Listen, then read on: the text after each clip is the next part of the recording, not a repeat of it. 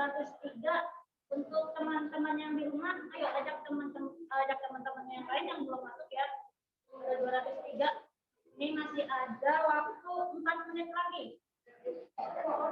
Masih ada waktu 4 menit lagi. Ajak teman-temannya, takutnya masih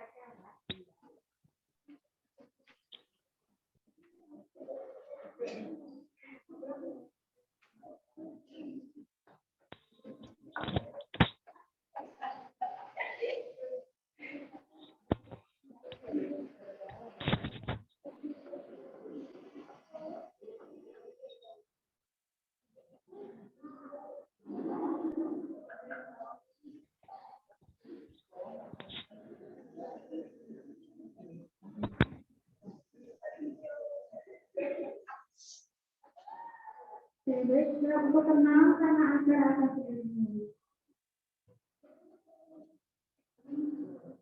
Assalamualaikum warahmatullahi wabarakatuh. Waalaikumsalam warahmatullahi wabarakatuh. Waalaikumsalam warahmatullahi wabarakatuh.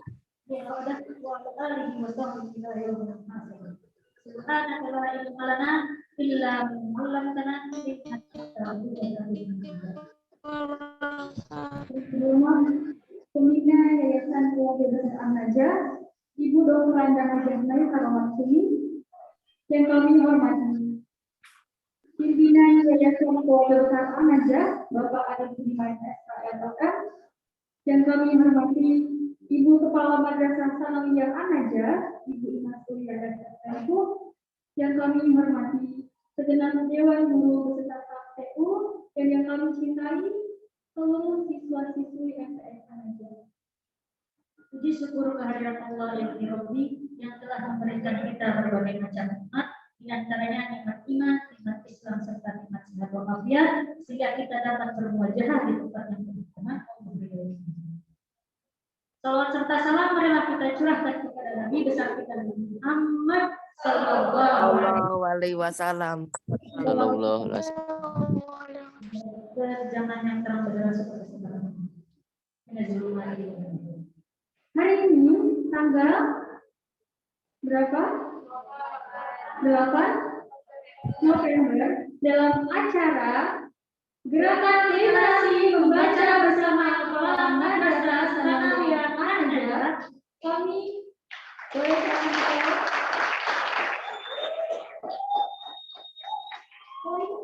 akan membacakan susunan acara. Acara yang pertama pembukaan, acara kedua adalah literasi membaca bersama Ibu Kepala Madrasah. Acara selanjutnya yaitu siswa membaca. Acara selanjutnya yaitu guru membaca. Acara selanjutnya yakni membaca bersama Kepala Madrasah part 2.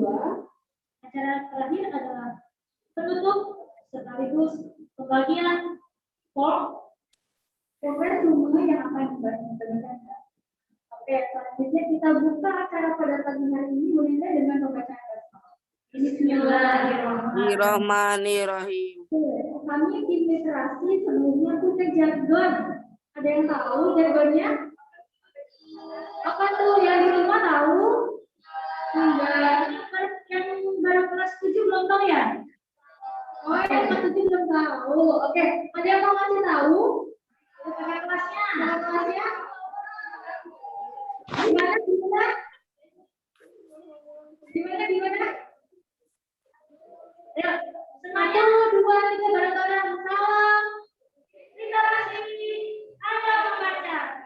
Lagi, satu juga. Salam literasi. Ayo membaca. Oke, yang di rumah mungkin silakan. Salam literasi. Ayo membaca. Tepuk tangan dong. Sebelum kita berada ke acara selanjutnya, alangkah baiknya kita menjelaskan apa itu literasi karena ada siswa baru, jadi belum tahu ya Bang Yayan ya. Oke, apa itu literasi? Ada yang tahu? Apa literasi? Membaca, menulis, Membaca bersama. apa lagi? Yang di rumah apa lagi? Apa itu literasi? Membaca bersama. Literasi merupakan bahasa Latin. Bahasa Latinnya literasi yaitu literatus, yang artinya orang yang membaca atau menulis, atau dalam kurung orang yang belajar. Kemudian kalau kita nih Bu Neti sebagai pendidik dan mereka di rumah sebagai pelajar, apakah sudah termasuk ke dalam orang-orang yang mengikuti atau melakukan kegiatan literasi? Ya, kalau kita membaca, berarti kita sudah melakukan kegiatan literasi. Semua orang bisa ya menjadi literatur, bisa. Kalau kita membaca, memahami apa yang kita baca. Jadi semuanya apapun itu yang kita lakukan yang ada hubungannya dengan membaca, menulis, mendefinisikan, apalagi berpikir, mengeluarkan ide, gagasan dan lain-lain termasuk ke dalam literasi. Kayak sudah paham ya yang di rumah ataupun yang di sini sudah paham? Ya, oke. Baiklah, kita lanjut ke acara selanjutnya, yakni membaca bersama kepala madrasah. Beri tepuk tangan yang meriah untuk Ibu Ina Surya.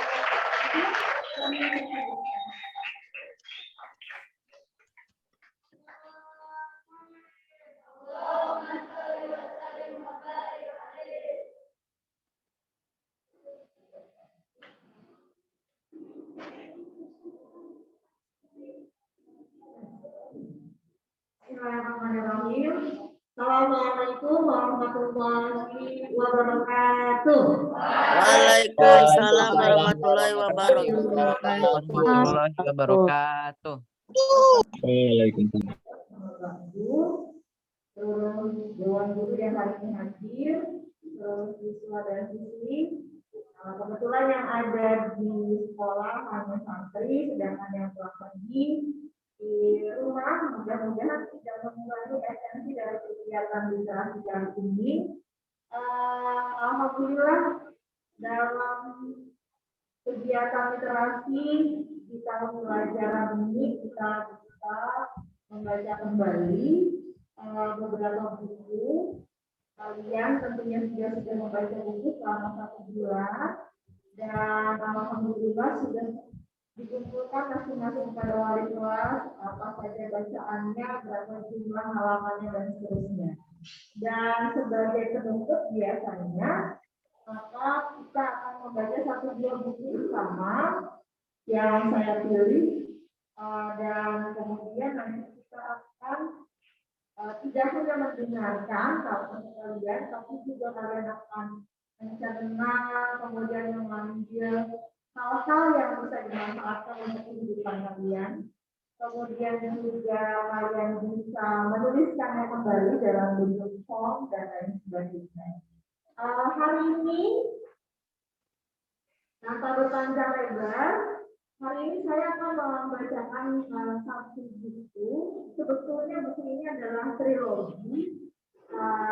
Trilogi itu berarti bukunya itu tidak hanya bisa berdiri sendiri karena bukunya terdiri dari 3 bacaan.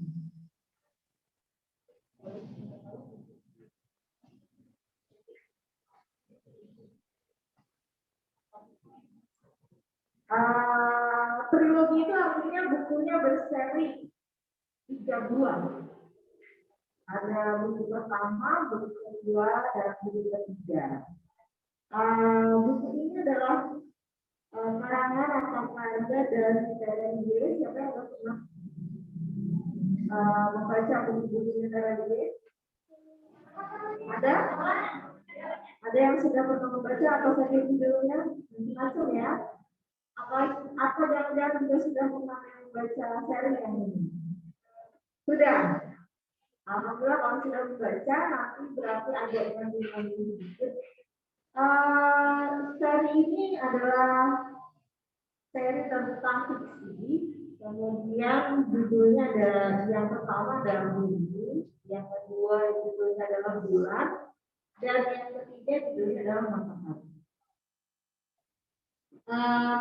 Jumlah buku yang akan dibaca hanya 1 hari ini, yaitu Bumi sebagai seri yang pertama. Kemudian nanti seri kedua, seri ketiga, saya berharap kalian bisa melanjutkannya sendiri di rumah karena baca buku pertamanya saja sangat menarik. Bagaimana kita diajak untuk berfantasi, kemudian berhayal, tapi juga ada sainsnya, ada hal-hal yang menarik untuk kita contoh sebagai info atau sebagai tontonan untuk kehidupan kita.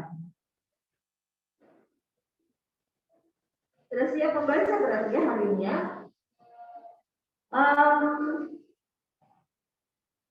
Bumi karya Teren Y.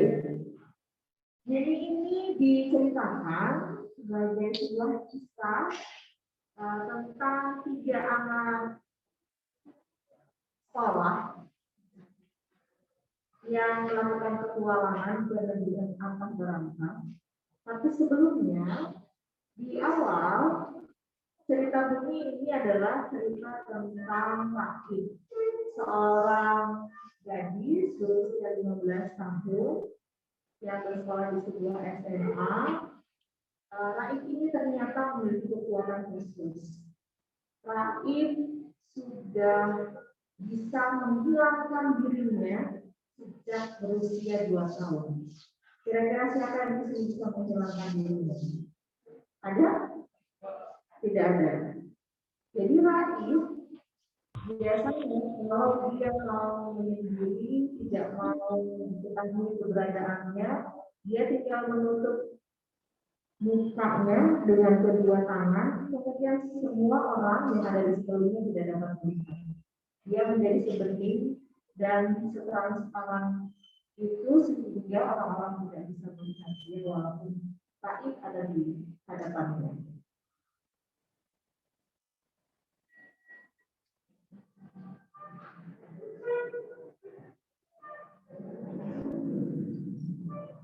Kata Raif, aku sungguh tidak menyadari saat itu. Itulah kali pertama kekuatan itu muncul. Kekuatan yang tidak pernah berhasil aku mengerti hingga hari ini.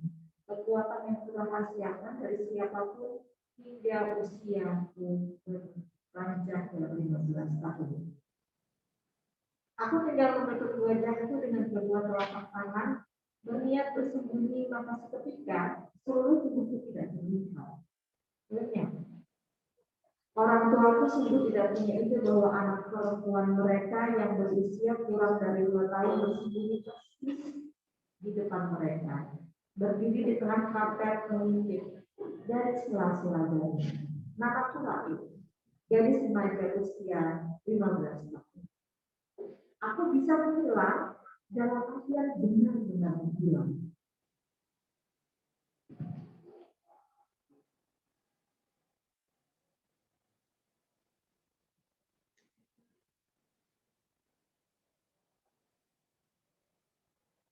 Di suatu hari di sekolah, Raif mengalami kejadian yang akan mengubah jalannya cerita Rahasia yang dia sembunyikan sejak umur 2 tahun akhirnya mulai terungkap. Saat itu Raif tidak membawa buku PR matematika. Dia didukung oleh Ibu Selena, dia didukung oleh Ibu Selena untuk berdiri di depan kelas. Dan seperti biasa, Raif berusaha bersembunyi dengan menutup kedua tangannya.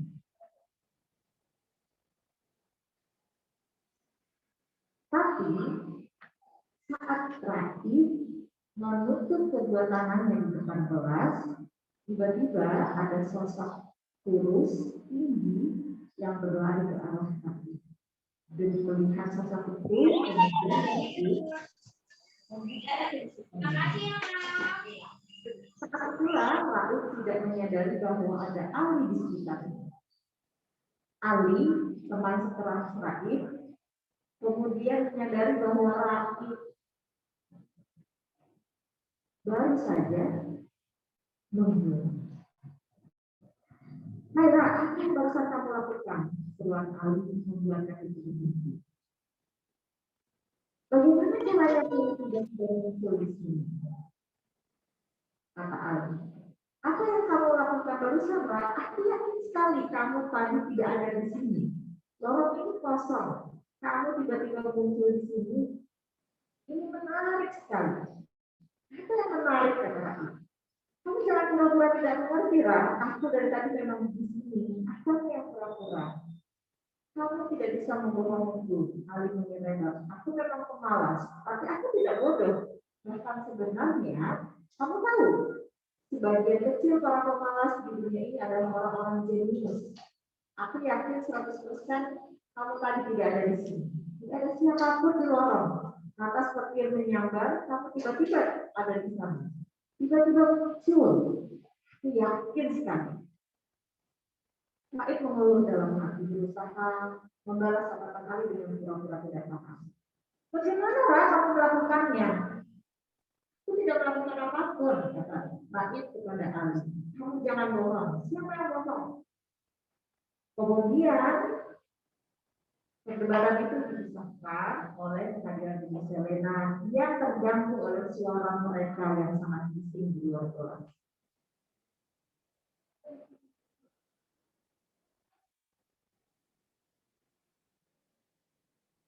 Dalam hal yang sama, tidak hanya di sekolah, Raif mengalami kejadian yang sungguh membuatnya pusing. Saat tiba di rumah, masih dengan kepusingannya karena Ali mengetahui dia bisa menghilang, Raif dikagetkan dengan menghilangnya kucing yang dia pelihara. Kamu mencari apa, Ra? Kata Mama. Ma, lihat si hitam. Si hitam, bukannya kamu sedang menggendong kucing kesayanganmu? Bukannya ini, Mas, satunya lagi. Satunya lagi yang mana? Iya, kucing Ra yang satunya lagi. Mama enggak? Iya. Aduh, Mama enggak ngerti. Kamu jangan aneh-aneh lagi kayak waktu SD dulu. Jelas-jelas sejak dulu hanya ada satu kucing di rumah ini. Jadi ternyata sejak usia 6 tahun, Ra sangat ingin punya kucing. Dan pada tahun ke-9, pada ulang tahunnya yang ke-9, tiba-tiba Ra mendapatkan hadiah sepasang seekor kucing. Ada yang berwarna hitam dan ada yang berwarna putih. Namun, ternyata selain Ra, semua orang hanya mengetahui dan melihat bahwa kucing Ra hanyalah seekor, yaitu yang berwarna putih. Jadi pada saat Ra bilang si hitam hilang, Mama, Papa, dan orang-orang di sekelilingnya tidak memahami karena satu kucing yang mereka tahu ada di gendongan Ra.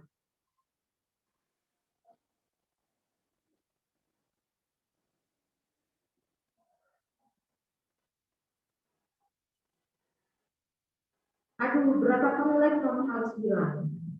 Kucing kamu cuma satu, dan itu ada di gendong kamu. Aku menelanmu dan menunggu. Put, kamu betul-betul tidak lihat diri kamu. Ra mencoba mengajak berbicara si putih untuk menemukan hidupnya.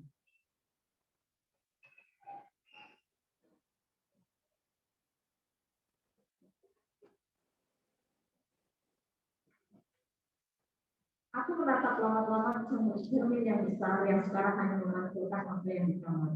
Hanya ada sekutu dan aku yang melakukan rambut panjangku sambil menatap sekitar pengunjungnya. Ini bukan hari terbaiknya. Tadi pagi aku dihukum Miss Pretty atau Miss Selena menunggu di luar kelas selama pelajarannya. Bertengkar dengan Ali. Siangnya pulang sekolah kucingku hilang satu. Malam ini baru aku tahu kalau punya masalah di kantor. Ditambah pula aku jadi susah tidur. Aku sudah berbaring, menutup tubuh dengan selimut, memeluk guling, tapi aku hanya menatap cermin di kamar. Aku mematuk-matuk meletakkan tangan di wajah, menghilang. Lantas menitik dari selai jari, menatap cermin besar itu berharap melihat sesuatu. Tidak ada hitam di sana. Aku menghela napas kecewa. Aku yakin sekali tadi melihat hitam di dalam cermin. Hingga 1 jam berikutnya tetap tidak ada apapun dan siapapun di dalam cermin besar itu. Aku kelelahan dan jatuh tertidur.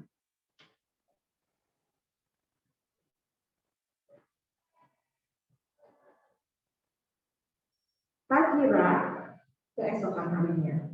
Salam dari Ali ketika bertemu dengan Mbak di pagi. Itu bukan suara saya, itu suara Ali, tapi sejak kapan sekian kerap penyerangan menegur orang lain? Biasanya dia tidak peduli. Aku tidak menjawab salam, kurang, kata Ali. Kamu sudah datang dari tadi. 1/2 jam lalu, gerbang sekolah malam masih dikunci. Kamu belum jawab salam, kurang? Bodo amat, kata Raif kepada Ali. Bagaimana kabar kucingmu? Si hitam sudah ketemu. Aku refleks semua. Mematung sejenak, menatap Ali tidak mengerti. Si Bian kerap itu tertawa melambaikan tangan melangkah masuk ke kelas. Dari mana kamu tahu? Kata Raif kepada Ali. Jauh dulu salamku yang tadi.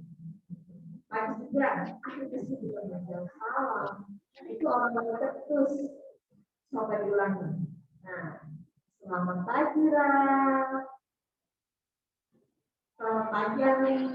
Masih belum mas, Ra. Masih kayak orang belum ke toilet. Selamat pagi, Ra. Selamat pagi, Ali. Masih belum ke toilet. Aku lapar, Ra. Aku kesian, Ra. Kau mau berteratur bubur ayam? Nanti baru buktikan apakah akan aku tahu atau tidak. Tidak mau, kata Raif. Atau kamu jawab dulu pertanyaanku kemarin. Kamu sungguh bisa menghilang. Nanti akan aku beritahu apapun pertanyaan bahkan termasuk misalnya, apakah misteri itu rambutnya benar-benar keriting atau hanya wig? Kalau kamu malah pergi, kita ngobrol di kafe yuk. Untuk sepi. Nanti aku beritahu dari mana aku tahu kucingmu hilang. Di sana tidak akan ada yang mengutip pembicaraan tentang hilang-hilang. Apa kamu mau sesuatu? Misalnya, apakah sekitar itu sungguhan ada atau tidak? Itu bisa membantu. Aku sudah memutuskan untuk menutup telinga melangkah menuju meja. Ali memang jenius, serba tahu, banyak akal, tapi dia lupa satu hal. Kejeniusan dan rasa ingin tahu itulah yang menjadi kelemahannya. Pada terlambat, karena rasa penasaran dia akan mengalah dan aku akan tahu dari mana dia bisa tahu sekitar hilang, termasuk seruan yang besar. Dasar jerawatan, begitu saja malah cewek banget, kata Ali. Kali bilang jerawatan. Kalau saja menunjukkan perasaan sudah kutimpuk sejauhnya itu dengan sepatu. Sejak kapan ada yang mengatai itu jerawatan? Seperti biasa, ketukan suara sepatu seperti terdengar di lorong, jauh sebelum dia tiba ke kelas. Hari ini dia mengenakan kemeja coklat lengan panjang, celana kain berwarna senada dan sepatu warna hitam. Sesuai dengan wajahnya yang penuh disiplin. Rambut keritingnya terlihat rapi. Kita itu rambut apa loh? Selamat pagi anak-anak. Pagi Bu, keluarkan buku PR kalian. Dan seperti biasa, Marah tuh.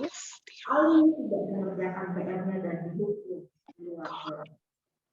73. Kalian setir mana? 73. Ayo.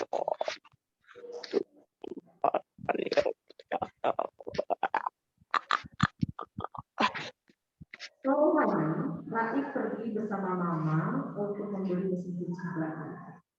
Dia menemani Mama ke toko elektronik untuk membeli mesin cuci pengganti mesin cuci yang rusak.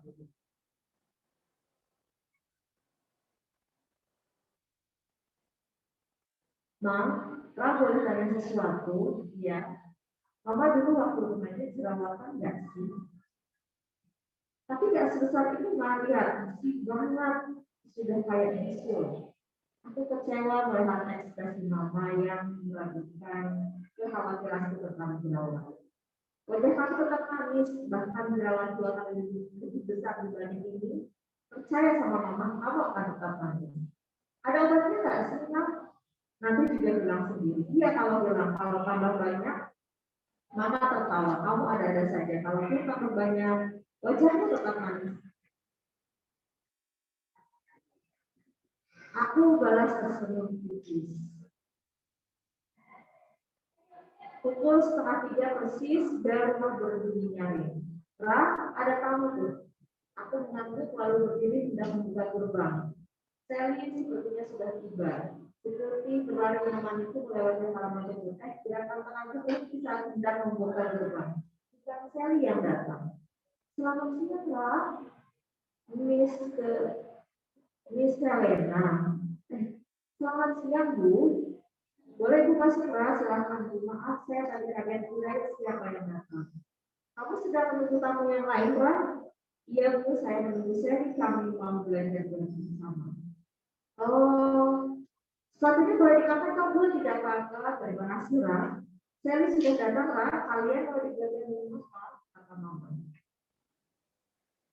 Ini guru Rama. Saya minta maaf karena tidak memberitahu lebih dahulu akan bertamu. Selena. Oh, Selena. Mata Mama membulat. Mulai terbiasa. Aduh, Selena itu kan nama yang kalian bicarakan itu keras sebelum dia lahir. Artinya bulan. Tapi orang tua kamu tidak setuju menyuruh menggantinya menjadi Raif. Mereka bilang itu nama leluhur yang harus dipakai bagi kami. Maaf, jadi membahas hal-hal yang tidak perlu.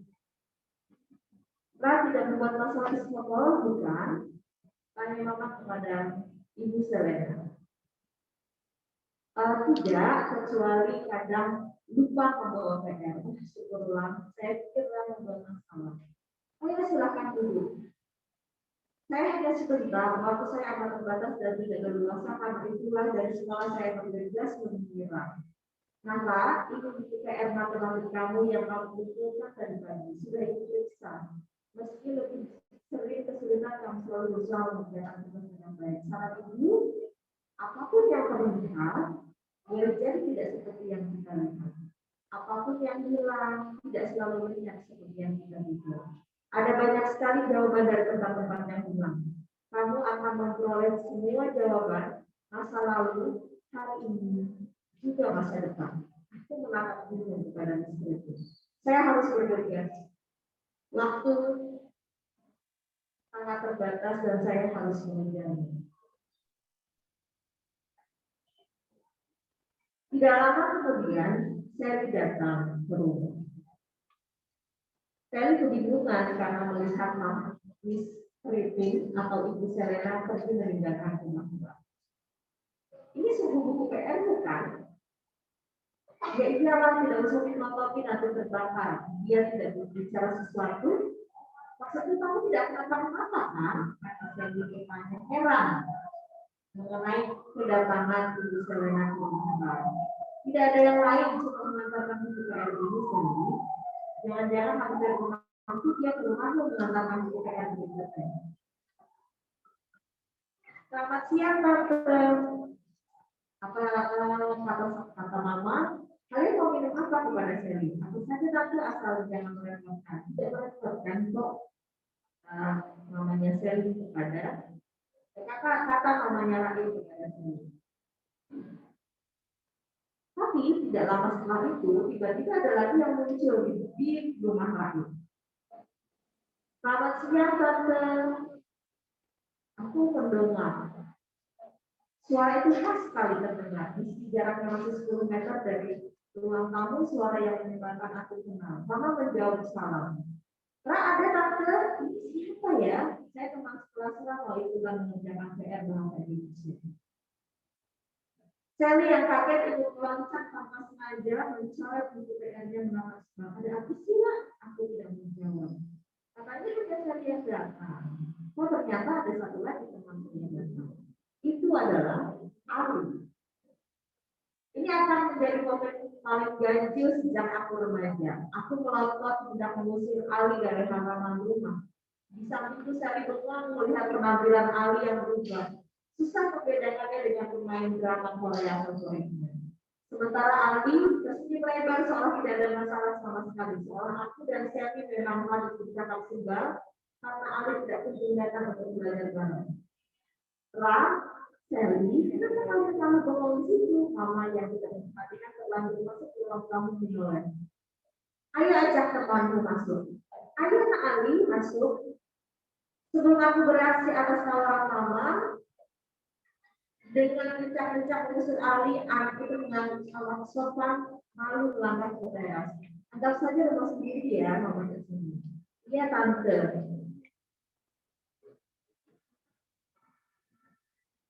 Aku benar-benar kehabisan kata-kata. Nah, Ali mau minum apa? Gak usah tante merepotkan. Tentu saja tidak. Tunggu sebentar ya, tante siapkan di dapur.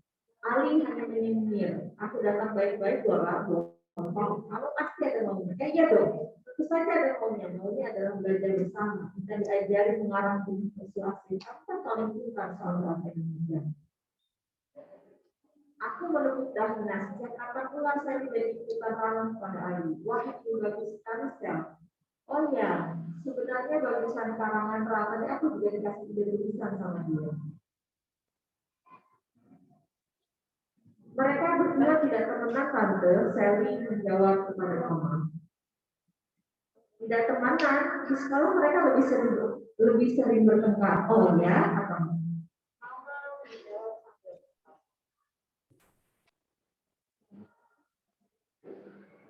Setelah Sally dan Ali pulang, si Tuti mengiang naik ke atas tempat tidur. Aku menoleh.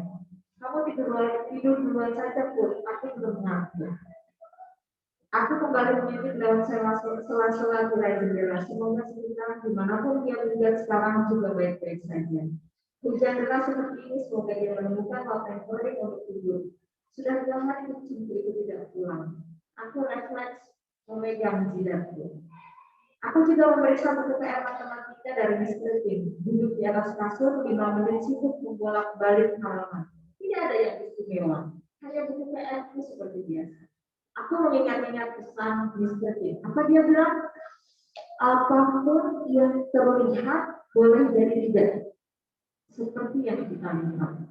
Apapun yang hilang tidak selalu lenyap seperti yang kita duga. Ada banyak sekali jawaban dari tempat-tempat yang hilang. Entahlah, itu kalimat yang aneh sekali. Hujan di luar makin deras. Aku beranjak duduk di kursi belajar menatap cermin besar memperhatikan jerawatku. Jerawat yang sangat besar, merah dengan putih-putih tipis. Aku mematut-matut beberapa menit, akhirnya gemas memencet-mencetnya. Tidak meletus, hanya menyisakan sakit dan semakin merah di sekitarnya. Aku mengeluh dalam hati, menyesal sudah memencetnya. Pukul 10 langit gelap kembali memerintahkan hujan lebih deras dari sebelumnya. Kilau petir membuat berkas cahaya di dalam kamar tutup terdengar bergetar. Aku masih termangu menatap jidatku. Sudah 3 kali memencet jerawatku. Aku menyesal. Kupencet lagi, menyesal lagi. Begitu saja. Tambah bergetar. Kenapa pula jerawat ini datang pada waktu yang tidak tepat? Susah sekali membuatnya meletus. Aku menatap cermin dengan kesal, maka aku tidak membuatnya menghilang seperti saat aku membuat tubuhku menghilang dengan menempelkan telapak tangan di wajah. Telunjukku bergetar terus menekan-nekan. Atau aku bisa membuatnya menghilang seperti itu.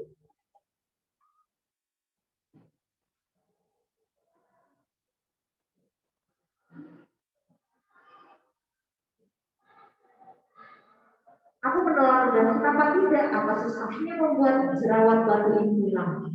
Jangan-jangan aku bisa menyuruhnya menghilang. Telunjukku terangkat, sedikit gemetar menunjuk jerawat itu. Saat telunjukku terarah sempurna ke jerawat, aku bergumam, menghilanglah. Dan pulau petir menyambar begitu terang di luar kelaziman. Suara guntur bahkan terdengar lebih cepat daripada biasanya berdentum kencang. Aku hampir terjatuh dari kursi, menutup mulut karena hampir berseru. Lihatlah, jerawat di jidatmu betul-betul sudah menghilang. Aku sedikit gemetar memastikan berdiri mendekatkan wajah ke cermin benar-benar hilang. Aku hampir bersorak senang sebelum sesuatu menghentikannya. Kalau gadis kecil, sosok tinggi kurus itu telah berdiri di dalam cermin, menatapku lama-lama dengan mata hitam yang mempesona. Kali ini aku betul-betul jatuh dari kursi kaget. Baru aku lihat, sosok itu aku bergegas berdiri, refleks menoleh ke belakang. Tidak ada siapa-siapa berdiri di dalam kamar itu.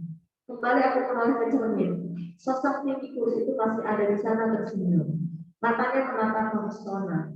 Kamu sepertinya baru saja berhasil menghilangkan sebuah jerawatmu. Selamat, kata sosok tersebut. Siapa kamu? Aku bersuara dengan suara bergetar.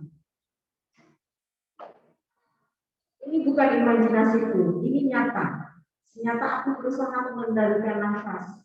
Jantungku berdetak amat kencang. Sosok itu benar-benar ada di dalam cermin besar. Hanya di dalam cermin. Maka ada fisiknya di dalam kamar itu. Perawakannya tinggi dan kurus, wajahnya tirus.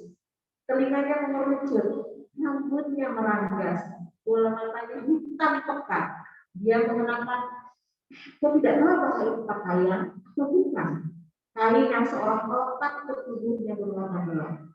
Sejenak tersengal menatap sosok itu, aku melompat. Tanganku refleks menyambar apa saja di atas kasur mencari senjata dan mengeluh karena yang ada hanyalah masalah tebal. Sementara hujan deras di luar semakin deras, membuat keributan di kamar tidak terdengar hingga ke ruang tengah tempat mama sedang menonton televisi bersama tante. Siapa kamu? Aku siapa? Kalau mau, kamu bisa memanggilku untuk mana? Aku menggeleng beringsut menjaga jarak. Kamu mau apa? Kenapa kamu ada di dalam cermin itu? Ini menarik, nah. Kebanyakan orang dewasa menjadi ketakutan melihat cermin di hadapannya yang tiba-tiba berisi bayangan orang lain. Ini menarik sekali. Rasa penasaran yang kamu miliki ternyata lebih besar dibanding rasa takut. Rasa ingin tahu yang kamu miliki bahkan lebih besar dibanding memikirkan resikonya. Aku siapa? Kamu selalu bisa memanggilku teman. Apa mauku? Apalagi kalau selain bertemumu. Aku menggeleng, memutuskan tidak percaya berjaga-jaga kalau ada sesuatu yang mencurigakan. Sosok tinggi kurus itu mengangguk. Baik, kau benar. Aku mungkin bukan teman. Tidak ada teman yang datang lewat cermin, bukan? Membuat semua akal sehat terbalik. Siapa pula yang akan beriang gembira saat sedang menatap cermin tiba-tiba ada sosok lain di dalamnya. Sayangnya kita tidak leluasa bertemu. Belajar dari pengalaman 2 hari lalu, kini aku tidak bisa berharap. Kamu akan bersedia menangkupkan telapak tanganmu ke wajahku. Mengintip dari selajari agar aku bisa terlihat berdiri di kamar ini. Kamu pasti tidak mau melakukannya. Sayangnya ini pertama kali kita bicara. Kamu belum siap mendengar penjelasan anak habis. Sebesar apapun bakat yang kamu miliki sekarang, kamu belum siap. Jadi aku tidak akan lama. 2 hari lalu amat mengejutkan ternyata kamu bisa melihatku. Tapi kupikir itu kebetulan. Malam ini kamu mampu melakukan hal yang lebih menarik, berhasil menghilangkan jerawat di wajah. Karena itu aku memutuskan sudah saatnya menyapa. Sosok tinggi kurus itu diam sejenak menghembuskan nafas. Dia sedih nyata, lihatlah cerminku berembun oleh nafasnya yang hangat. Kamu pasti punya banyak pertanyaan, nak. Tapi malam ini aku tidak akan menjawabnya. Aku pernah melakukan kesalahan dengan terlalu banyak menjelaskan. Ingat baik-baik yang aku sampaikan dari kecil. Peraturan pertama, jangan pernah mempercayai siapapun, teman dekat, kerabat, orang tua, siapapun. Aku tidak akan mengajarimu agar tidak bercerita ke orang lain. 15 tahun kamu berhasil menyimpan rahasia sendirian. Itu tidak pernah terjadi sebelumnya. Jadi kita hilangkan saja bagian pertama. Ingat baik-baik peraturan tersebut. Sekali bercerita kepada orang lain, kamu bisa membuat semua menjadi di luar kendali. Semua bakat besar itu akan berubah melawan dirimu sendiri dan membahayakan orang-orang yang kamu sayangi. Itu melanjutkan. Tidak semua kalimat sosok di dalam cermin itu bisa aku mengerti. Jemari itu semakin bergetar dan cengkeram masa tebal. Apa yang kamu inginkan dariku? Sosok kurus itu mengangguk. Kamu memiliki bakat hebat, kan? Kamu tidak hanya bisa menghilang dengan menakutkan kedua telapak tangan wajah. Kamu bisa melakukan lebih dari sekedar menyebut orang dari sekolah jari. Kita akan segera melihatnya. Apakah hanya kebetulan kamu bisa menghilangkan jerawat atau lebih dari itu? Buku tebal yang kamu pegang itu tugas pertama. Kamu akan menghilangkannya dalam waktu 24 jam ke depan. Aku akan kembali besok malam, memastikan kamu mengerjakan pekerjaan itu dengan sungguh-sungguh. Sosok dalam cermin perlahan menyingkat pakaiannya. Ternyata itu tidak menempel ke kulit. Pakaian ketinggiannya longgar dan menjuntai. Entah dari mana datangnya, dia mengeluarkan seekor kucing berbulu tebal. Aku hampir berseru tertahan. Itu si hitam. Sosok tinggi kurus tersenyum tipis, jarinya yang panjang mengelus kepala kucingku. Sejak usia 9 tahun kamu telah diawasi dari kecil. Itu cara terbaik untuk memastikan kamu tidak bersentuhan dengan sisi lain. Tapi 2 hari lalu keberadaanmu diketahui. Itu memicu semua sinyal di 4 plan. Kamu bisa membuat pekerjaan ini menjadi mudah atau sulit tergantung dirimu sendiri. Camkan baik-baik. Kamu tidak pernah dimiliki dunia ini. Bahkan sejak lahir, kamu dimiliki dunia lain. Selalu ingat itu. Nah, saatnya mulai berlatih, nah, kamu temani dia. Dengan suara yang amat dikenal, si hitam melompat dari tangannya menembus cermin, mendarat di meja belajarku. Aku terkejut. Si hitam sudah meloncat ke lantai. Langsung menuju kakiku seperti biasa, hendak antusias menyentuh kepalanya membetisku. Aku terkesiap, entah harus melakukan apa. Kakiku bergetar saat disentuh bulu lembut kucing hitam. Apa yang baru saja kulihat? Kucingku menembus cermin. Aku menatap si hitam yang manja berada di antara kakiku. Jadi, kucingku ini nyata atau bukan? Atau pertanyaannya adalah, ini kucingku atau bukan? Apa yang dikatakan sosok tinggi kurus itu? Aku telah mengawasi sejak lama. Hilau petir menyambar terang. Aku mengangkat kepala menatap ke depan. Cermin itu hanya menampilkan bayanganku sekarang. Kosong. Sosok tinggi kurus itu gelap. Kemalaman berat tidak bisa tidur.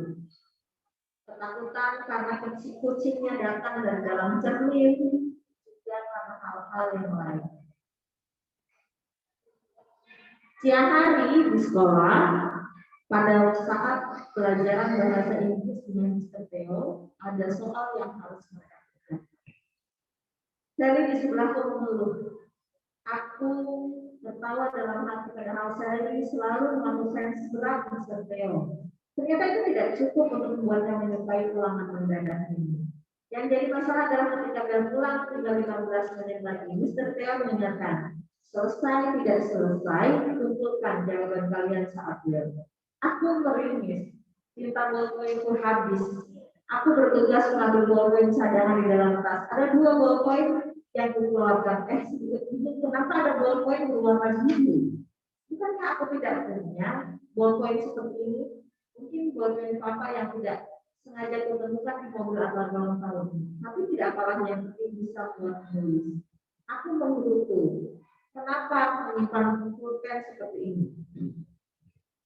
Aku sedang menukarnya dengan ballpoint cadangan yang lain, tapi gerakan itu berhenti. Ada yang aneh dari ballpoint biru ini.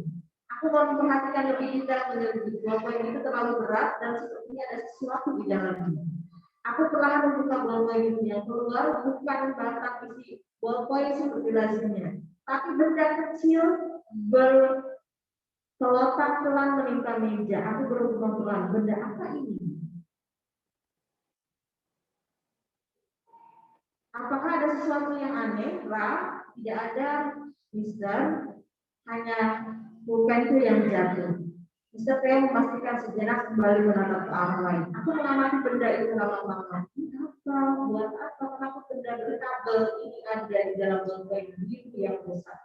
Setelah menit aku teringat cerita saya tentang Ali yang suka sekali membuat peralatan canggih, meledakkan laboratorium.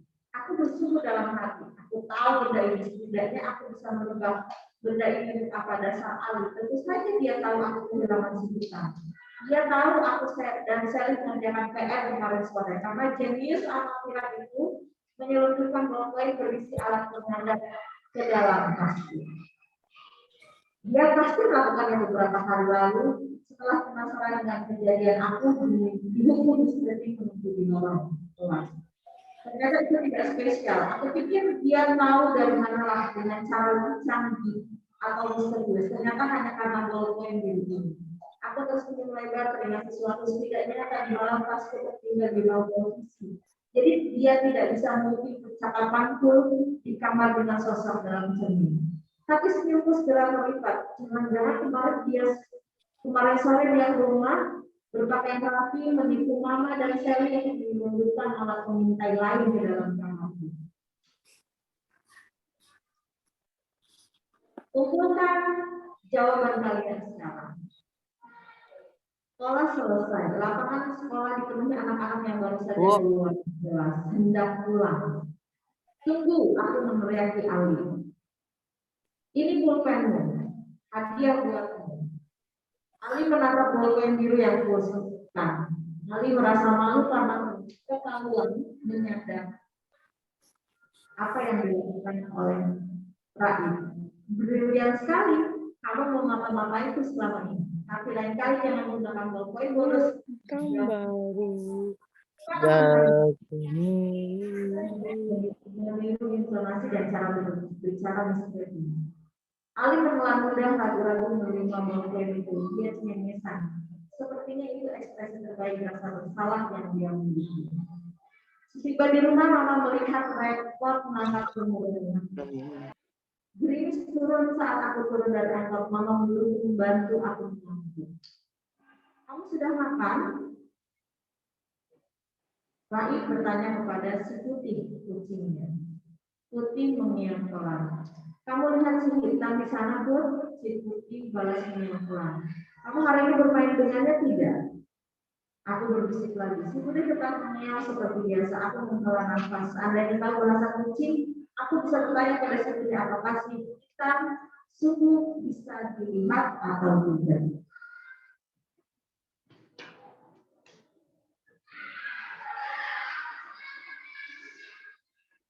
Aku melirik kepada si hitam, lalu berbisik kepada si Putih yang manja ke gendong. Aku bertanya lagi apakah si Putih melihat si hitam yang mengawasi.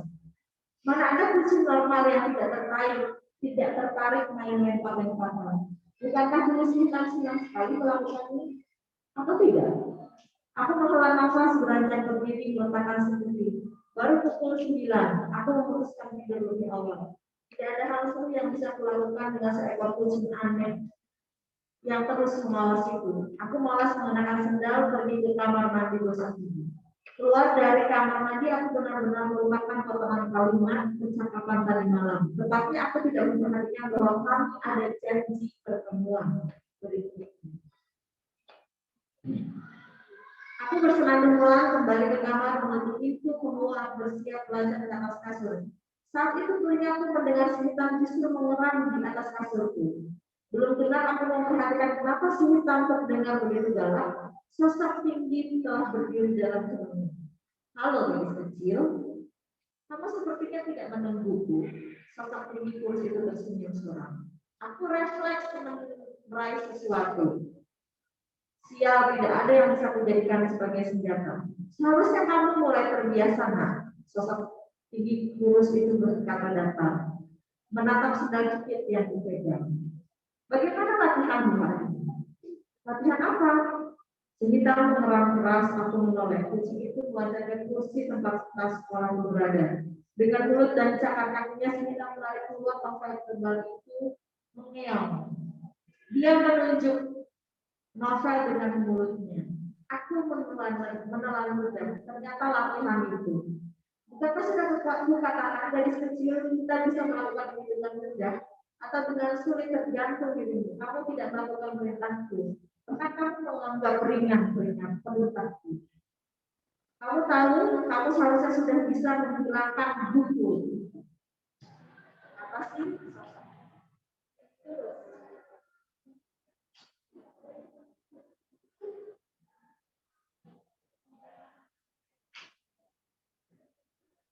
Kamu tidak bisa menghilangkan sesuatu yang sejatinya sudah tidak kasat mata.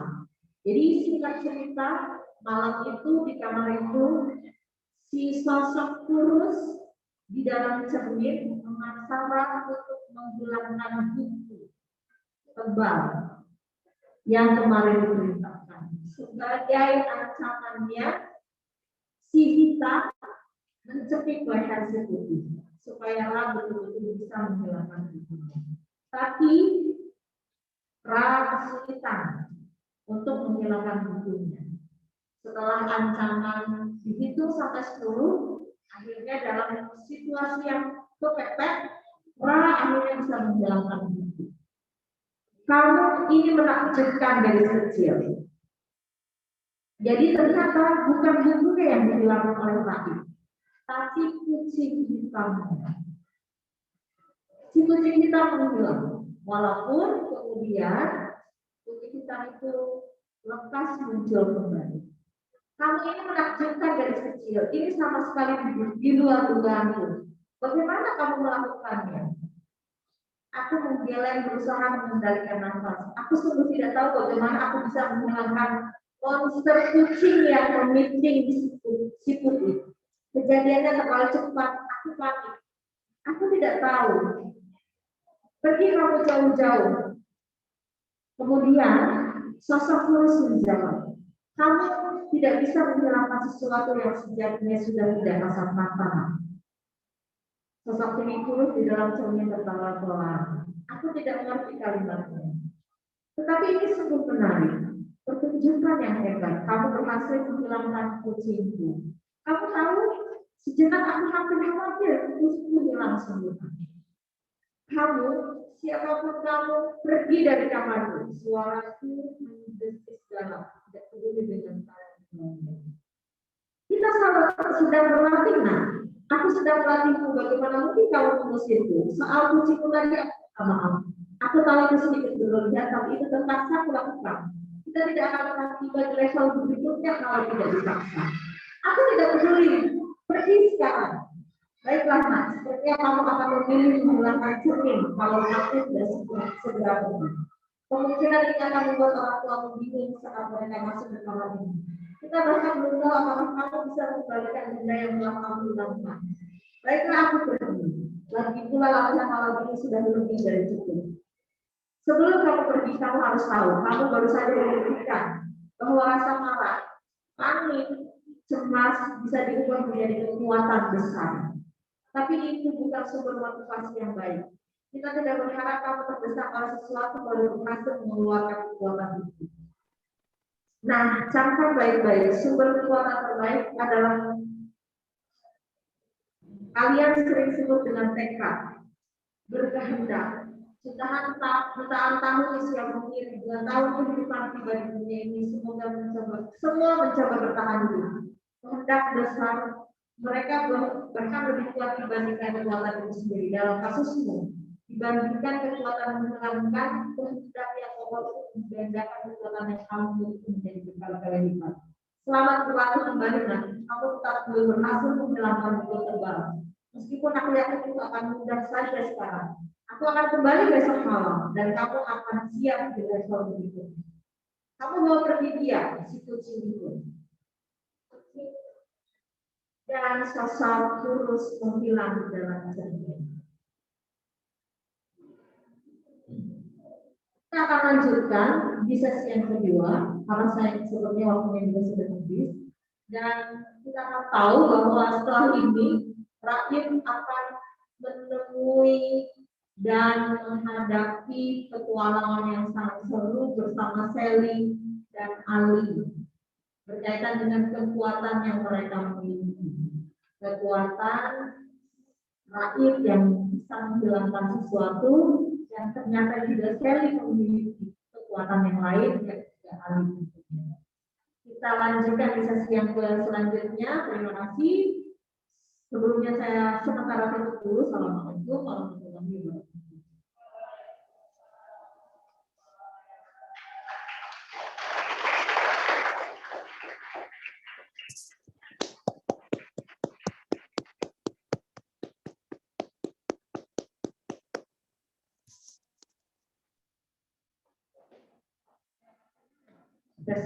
Terima kasih kepada Ibu Insinyur SSM.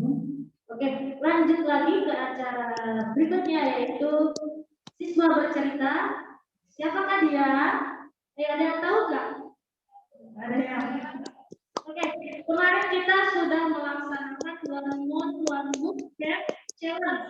Nah, di situ ada 4 siswa terbaik ya, dan 2 diantaranya hari ini membaca. 1 siswa PP, 1 siswa santri, ya. Oke, sudah siap? Sudah siap untuk menyimak cerita dari teman-temannya atau dari temannya? Sudah siap? Oke, mari kita sambut yang mulia, Ananda Siti Bajrina kelas 81. Caranya kami persilakan.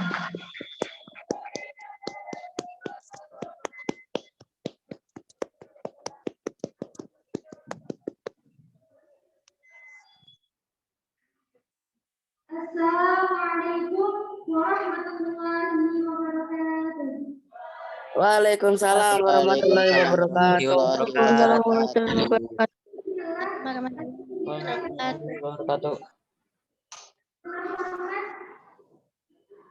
Pendiri sekaligus pembina Yayasan Keluarga Besar An-Najah, Ibunda Nanda Hajar Maisarah Marsudi, yang terhormat Ketua Umum Yayasan Keluarga Besar An-Najah, Bapak Haji Agus Budiman SHRR, yang terhormat Kepala Madrasah Sanawiyah An-Najah, Ibu Imas Ula SSMU, yang terhormat para guru, serta para hadirin yang tidak dapat saya sebutkan satu persatu, namun tidak murah dirasakan di saya.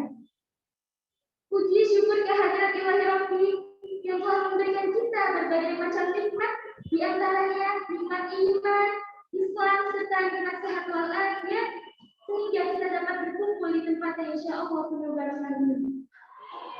Salam serta salam tak lupa kita curahkan kepada junjungan kita, baginda kita, Nabi besar Muhammad Sallallahu alaihi wasallam. Sallallahu alaihi wasallam. Kita contoh dalam aktivitasnya. Mudah-mudahan kita tergolong umat Nabi Muhammad yang benar-benar setia kepadanya dalam arti menjalankan segala yang baik dan meninggalkan segala yang buruk. Insya Allah pada kesempatan kali ini saya akan membacakan resumé atau menceritakan kembali dari novel yang berjudul Alasan. Jadi jika ada kata santri, pasti yang ada di dalam pikiran kita itu santri adalah orang yang berpesi, orang yang bersarung, orang yang tinggal di pesantren. Untuk santriawati atau santri putih adalah kearifan dan juga budaya asli yang sangat tertib. Ini cara disebutkan dalam kamus besar bahasa Indonesia adalah orang yang menjalani agama Islam, orang yang beribadah dengan sungguh-sungguh, dan orang yang soleh. Santri itu tersendiri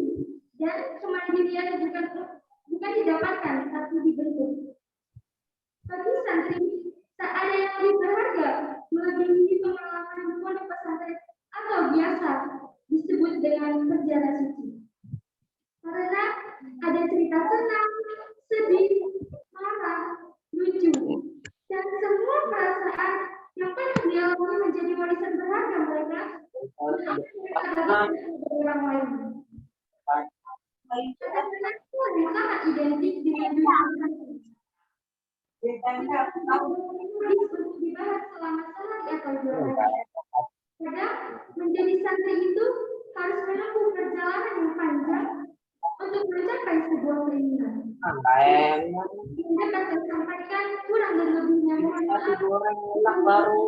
Wassalamualaikum warahmatullahi wabarakatuh.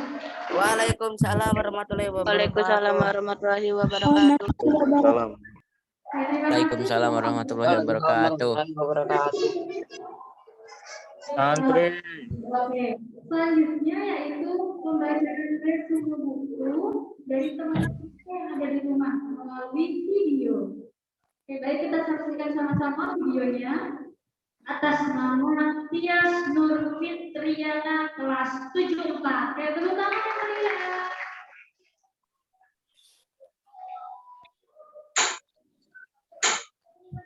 Assalamualaikum warahmatullahi wabarakatuh. Saya Tias Nur Fitriana kelas 74 akan membacakan resume dari buku yang berjudul Mawar di Langit yang ditulis oleh Nurul Iqomah. Mawar di Langit. Assalamualaikum. Aku adalah bunga mawar yang menghiasi kamar Naura. Tadinya aku tinggal di kebun bersama bunga-bunga mawar yang lain. Kami mendengar tentang mawar di langit dari Naura. Kira-kira seperti apa ya mawar itu? Baca ceritaku ya. Suatu hari, aku dan teman-temanku tersenyum lebar. Kami senang sekali karena telah mekar dengan sempurna. Sayangnya, tiba-tiba Salma datang sambil membawa keranjang bunga. Bunga-bungaku yang cantik, kalian akan kujadikan hadiah untuk sepupuku. Senang-senang bersamanya ya, kata Salma. Kami pun sedih seketika. Akan tetapi, baru saja Salma akan menggunting, ibu datang menghampirinya dan berkata, Salma, jangan dipotong dulu ya. Naura dan orang tuanya kan belum tentu datang pagi ini. Kami semua bersorak-sorai mendengar kabar dari ibu. Wajah Salma tampak kecewa. Jadi, kapan ia akan meminjamkan teleskop? Aku ingin melihat mawar merah di langit, Bu. Tanya. Assalamualaikum warahmatullahi wabarakatuh. Saya Tias Nur Fitriana kelas 74 akan membacakan resume dari buku yang berjudul Mawar di Langit yang ditulis oleh Nurul Iqomah. Mawar di Langit. Assalamualaikum. Aku adalah bunga mawar yang menghiasi kamar Naura. Tadinya aku tinggal di kebun bersama bunga-bunga mawar yang lain. Kami mendengar tentang mawar di langit dari Naura. Kira-kira seperti apa ya mawar itu? Baca ceritaku ya. Suatu hari, aku dan teman-temanku tersenyum lebar. Kami senang sekali karena telah mekar dengan sempurna. Sayangnya, tiba-tiba Salma datang sambil membawa keranjang bunga. Bunga-bungaku yang cantik, kalian akan kujadikan hadiah untuk sepupuku. Senang-senang bersamanya ya, kata Salma. Kami pun sedih seketika. Akan tetapi, baru saja Salma akan menggunting, ibu datang menghampirinya dan berkata, Salma, jangan dipotong dulu ya. Naura dan orang tuanya kan belum tentu datang pagi ini. Kami semua bersorak-sorai mendengar kabar dari ibu. Wajah Salma tampak kecewa. Jadi, kapan ia akan meminjamkan teleskop? Aku ingin melihat mawar merah di langit, Bu. Tanya Salma. Mungkin nanti malam atau besok, jawab ibu. Salma dan ibu pun meninggalkan kebun. Para mawar saling berpandangan. Kami penasaran dengan perkataan Salma. Malam harinya, Salma pergi ke kebun sambil memandang langit lama sekali. Lihat, anak itu sudah menghitung bintang, kata salah satu mawar. Tidak, kurasa Salma sedang mencari mawar di langit. Tebak mawar yang lain. Ah iya, kau benar. Mawar-mawar jadi semakin penasaran dengan mawar di langit. Apakah mawar di sana berduri? Dan apakah wanginya lebih harum? Dan apakah ia lebih cantik? Akhirnya kau datang, Naura, teriak Salma girang. Salma memeluk tamu spesial yang sudah ia tunggu sejak pagi. Kamu membawa teleskop kan? Aku sudah tidak sabar ingin mencari mawar merah di langit, tanya Salma. Mendengar itu, Naura tertawa. Hei, kenapa tertawa? Tanya Salma. Kami, para mawar di kebun pun ikut heran. Bukannya menjawab pertanyaan Salma, Naura malah duduk sambil melantunkan ayat suci Al-Quran. Suaranya indah dan merdu sekali. Kami sangat suka mendengar suara Naura. Bismillahirrahmanirrahim. فإذا انشقت السماء فكانت وردة كالدهان. Tahukah kamu arti dari ayat Al-Quran yang kubaca barusan? Tanya Naura. Salma menggeleng. Kami bersiap mendengarkan jawaban Naura. Arti ayat tadi adalah, maka apabila langit terbelah menjadi mawar seperti kilauan minyak. Hah? Maksudnya? Tanya Salma tidak mengerti. Kami para mawar pun tidak mengerti. Jadi, mawar merah di langit yang pernah kuceritakan padamu sesungguhnya adalah ledakan bintang di langit.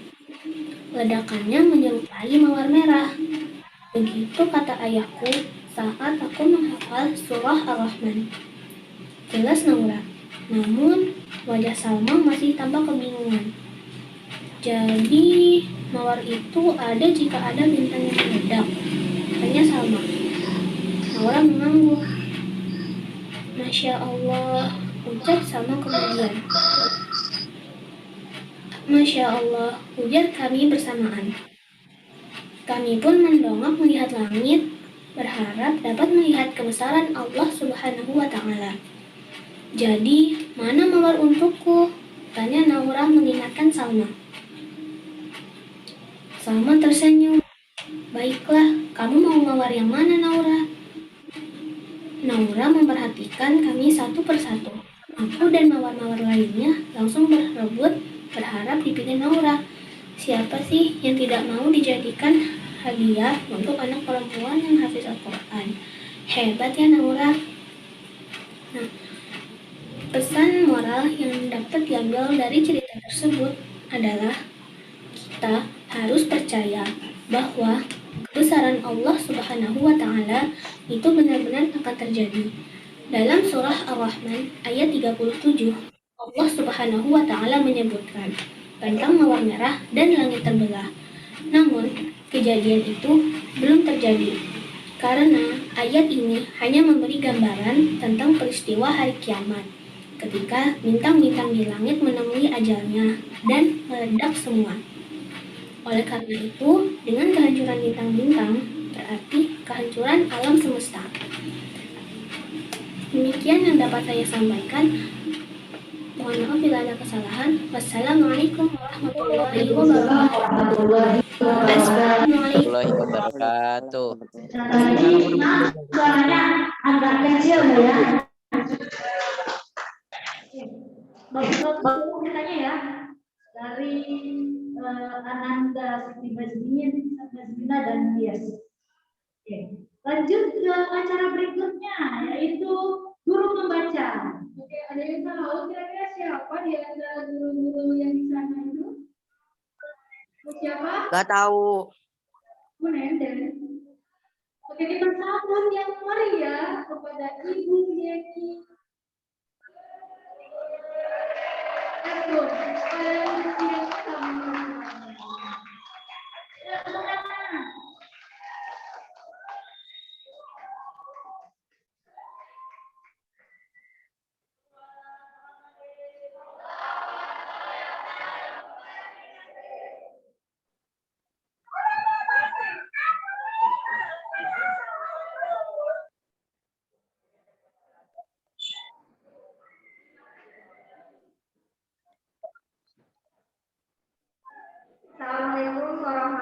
wabarakatuh.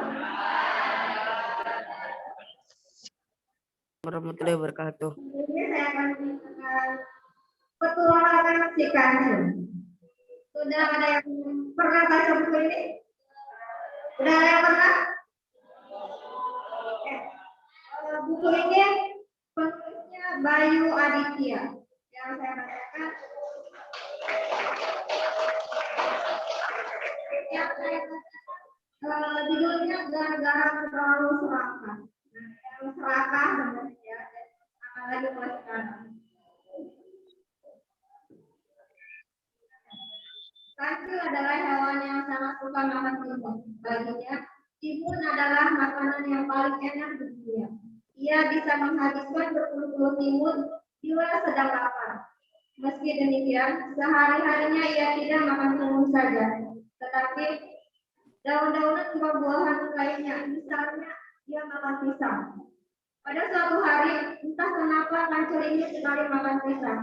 Sayangnya, sulit menemukan pohon pisang di sekitar tempat tinggalnya. Ia harus pergi lumayan jauh ke daerah pinggiran hutan untuk dapat menemukan pohon tersebut. Berhubung ia benar-benar sedang ingin makan buah itu, ia pun rela berjalan jauh untuk mencarinya. Wah, ternyata di sini pun cukup sulit menemukan pisang. Mudah-mudahan aku bisa mendapatkannya hari ini juga. Kata Kancil setelah tiba di pinggiran hutan. Sebenarnya ketika itu ia sudah beberapa kali menjumpai pohon pisang, namun sayangnya tidak ada yang berbuah. Saat sedang masih berjalan, tanpa sengaja ia melintas sebuah kebun timun. Buah-buahnya tampak ranum dan segar. Meski demikian, entah kenapa Kancil sama sekali tidak tertarik. Rupanya ia benar-benar sedang ingin makan pisang, bukan makanan yang lain. Saat ini lupakan timun dulu deh, aku sedang tidak berminat makan timun. Lagi pula selama sebulan penuh kemarin, aku sudah makan timun terus. Mengangkat jus aku melihat rebut timun yang membentang luas. Akhirnya, setelah berjalan jauh, Kancil berhasil menemukan sebuah pohon pisang. Buahnya terlihat ranum dan menggiurkan. Jumlahnya lumayan banyak, terdiri dari beberapa sisir. Wow, usahaku tidak sia-sia. Aku berhasil menemukan pisang, bukan cengkira. Tapi bagaimana ya cara memetik buah pisang ini? Aku kan tidak bisa memanjat. Memang Kancil belum pernah sekalipun memetik pisang langsung dari pohonnya. Selama ini, ia bisa mendapatkan pisang dengan cara melakukan pertukaran makanan dengan monyet. Wah, bagaimana caranya? Aku harus mengambil pisang ini. Sayang sekali buat sayang sekali kalau hanya dilewatkan begitu saja. Lebih baik aku coba menggoyang-goyangkan pohon ini. Siapa tahu buahnya bisa jatuh ke Kancil. Namun meski pohon pisang itu sudah digoyang-goyangkan sekuat tenaga, buahnya tetap tidak bisa lepas dan jatuh. Hal ini membuat Kancil sangat gusar.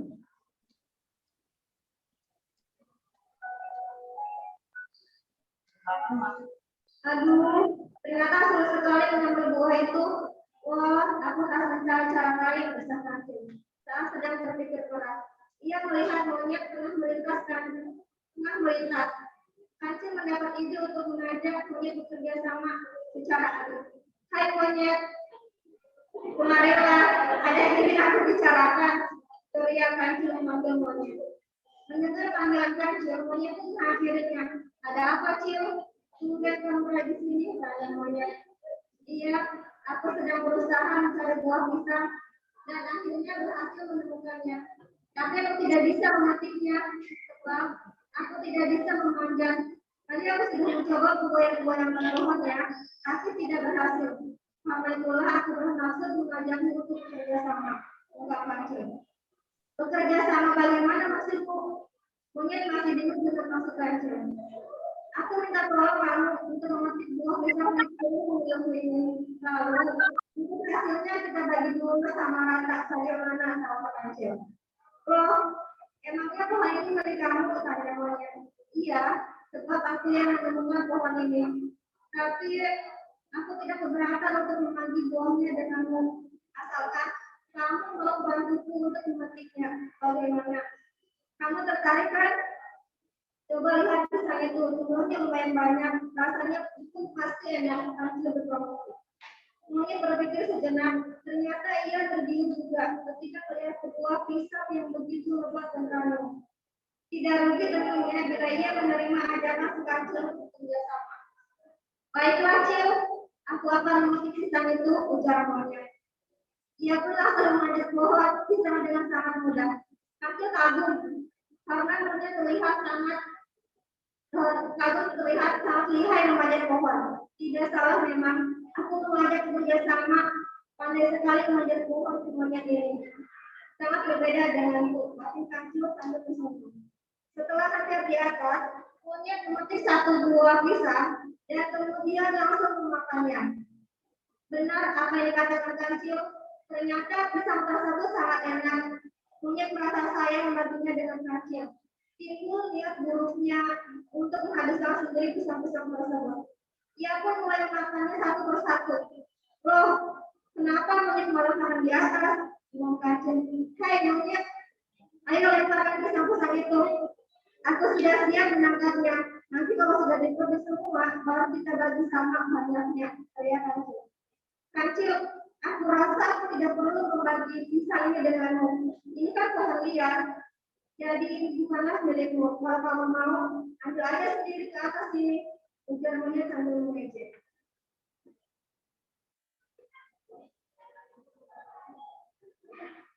Ah, dasar kawan curang, kamu telah melanggar kesepakatan. Kancil kecewa sekaligus marah. Enak saja, aku tadi hanya bilang-bilang memetik buah itu, tapi tidak bilang akan membaginya denganmu. Tapi aku adalah hewan yang baik untuk menghiburmu. Ini aku beri kulit pisang, hahaha, kata monyet.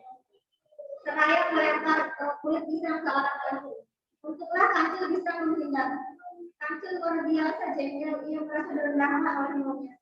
Tapi ia tetap berusaha, otaknya berpikir cepat.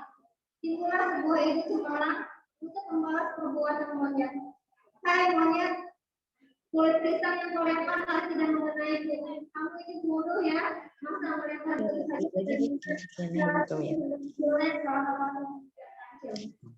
mendengar bukan Kancil, monyet marah. Ia pun menyerang Kancil dengan melempar kulit pisang. Tapi Kancil Bentarlah.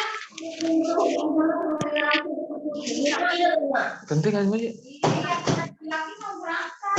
Menyepari Kancil dengan pisang, tapi Kancil masih menghindar. Ia pun terus mengejek monyet. Tidak terasa seluruh pisang yang dimiliki monyet habis, dan ia tidak bisa melempari Kancil lagi. Monyet, terima kasih ya, kamu sudah membantuku memetik pisang. Ujar Kancil. Sambil mengumpulkan pisang-pisang yang berseragam, ternyata cukup banyak juga pisang yang berhasil ia kumpulkan. Lumayan untuk persediaan di rumahnya. Ia benar-benar senang karena keinginannya untuk menyantap pisang tercapai. Sementara itu, monyet sadar bahwa ia baru saja diperdaya Kancil. Tapi itu juga disebabkan oleh kesalahannya sendiri. Betapa menyesalnya monyet, ia jadi hanya memakan sedikit pisang. Coba tadi ia tidak serakah dan tetap menikmati apa yang sudah disepakati bersama. Pasti ia bisa mendapatkan jatah pisang yang lumayan banyak. Namun penyesalan kalau datang di akhir. Monyet terpaksa menerima nasib untuk tidak mendapatkan pisang yang menikmat pada hari itu.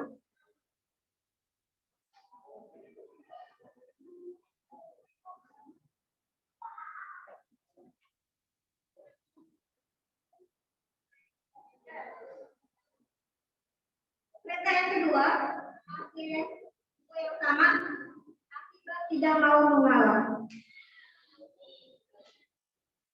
Jadi ada yang tidak pernah mengalah atau sering mengalah? Sering mengalah. Pada suatu pagi, dua ekor monyet bersaudara bernama Odi dan Moki sedang berjalan beriringan di hutan. Keduanya ditugaskan oleh orang tuanya untuk mencari makanan. Sebenarnya Odi dan Moki merasa malas dan ingin bersantai-santai saja di rumah.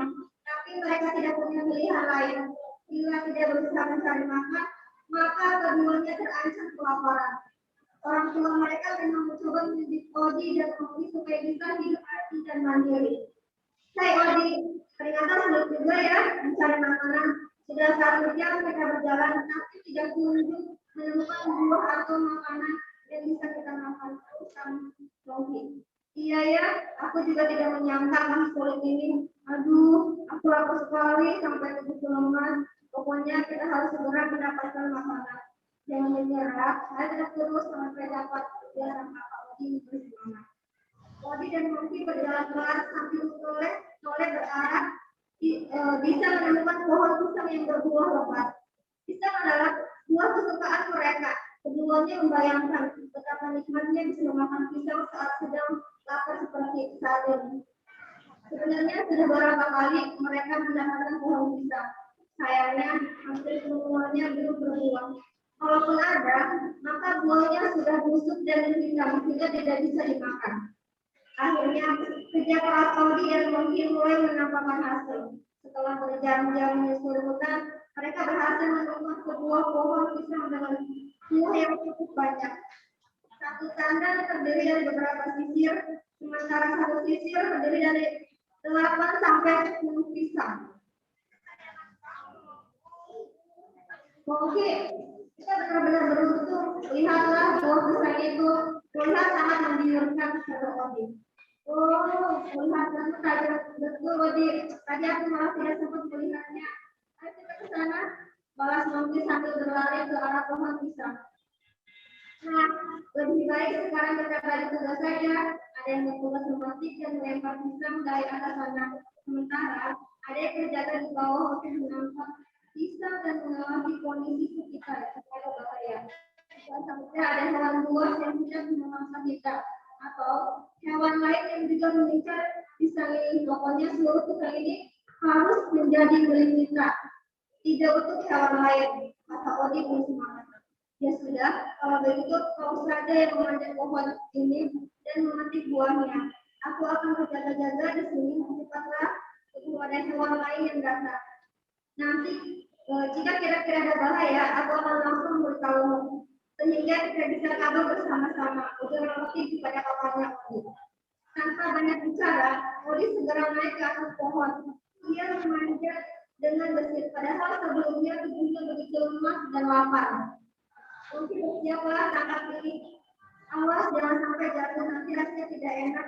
Odi mulai menembak pisangnya yang ia petik di bawah. Moki dengan takut menangkap pisang-pisang yang dilempar Odi. Sembari mengawasi keadaan sekitar, tidak terasa seluruh pisang berhasil dipetik. Moki, ayo kita hitung jumlah pisang basah ini. Lalu nanti langsung kita bagi saja, usul Odi. Seraya turun dari pisang. Nah, berhubung aku yang bekerja paling keras, berarti pisang bagian itu harus lebih banyak. Odi saat hendak membagi jumlah pisang. Enak saja, karena kita bekerja keras, tahu aku harus mendongkrak terus menangkap pisang yang kamu lempar sambil mengawasi keadaan sekitar. Leherku sampai pukul, jadi harusnya aku yang mendapat bagian lebih banyak sebelum Moki tidak mau kalah. Kalau cuma seperti itu sih, aku harus susah payah naik ke atas pohon dan menjaga keseimbangan supaya tidak jatuh. Itu lebih sulit dari tugasku dengan Odi juga tidak mau kalah.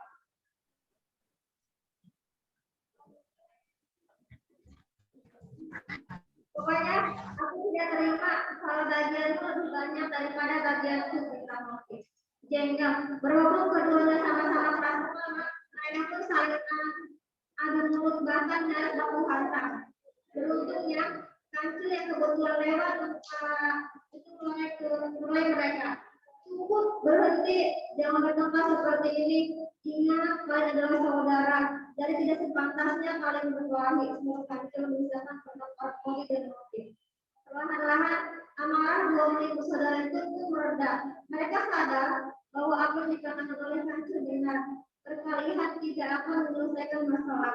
Kenapa kalian berdua coba ceritakan kepadaku? Mungkin aku bisa membantu mencari solusi atau masalah kalian, tawar Kancil. Odi dan Moki kemudian menceritakan masalah yang mereka butuhkan. Kancil mendengarkan dengan penuh perhatian. Hewan cerdik itu mengambil kesimpulan bahwa masalah utamanya adalah dua unit saudara itu sama-sama serakah tidak mau menolak. Kancil bermaksud memberi pelajaran kepada mereka. Oh, jadi begitu. Itu cuma masalah kecil bagiku. Aku tahu jalan keluarnya. Tapi aku minta bagian atas usaha aku menyelesaikan masalah ini. Bolehkah aku mendapat besar yang tersisa setelah dibagi kepada kalian? Kancil juga kesetujuan. Odi dan Putri langsung mengiyakan. Sebab menurut mereka kemenangan kancil tidak terlalu berat. Mereka bertiga akhirnya menghitung jumlah pisang bersama-sama. Nah, pisang ini ada 41 buah. Aku akan membaginya sama rata untuk kalian. Odi mendapat 20 buah, Lucky juga mendapat 20 buah. Sementara sisanya 1 buah menjadi milikku atas kancil. Bagaimana kalian setuju? Tidak, harusnya aku mendapatkan bagian yang lebih banyak. Sebab usaha aku untuk mendapatkan pisang itu jauh lebih keras daripada mungkin selalu Odi. Baiklah, kalau begitu, pisang mungkin aku ambil 1, jadi bagiannya cuma 19 buah. Sementara milikmu masih 20 buah. Semua setuju ya? Enak saja. Kalau bagian dikurangi, bagian Odi juga harus dikurangi dong. Itu baru adil namanya. Pokoknya, aku tidak mau kalah. Aku tidak mau kalau bagianku lebih sedikit daripada Odi, ujar mungkin. Ya sudah, ini bagian Odi akan kurangi 1. Jadi bagian kalian sama-sama 19 buah, kata Kancil. Namun ternyata Odi tidak mau terima. Ia bersikeras untuk mendapatkan bagian yang lebih banyak. Begitulah keduanya sama-sama keras kepala dan tidak ada yang mau mengalah. Lama-kelamaan, bagian mereka masing-masing tinggal 5. Sementara dari Kancil menjadi 31 pisang.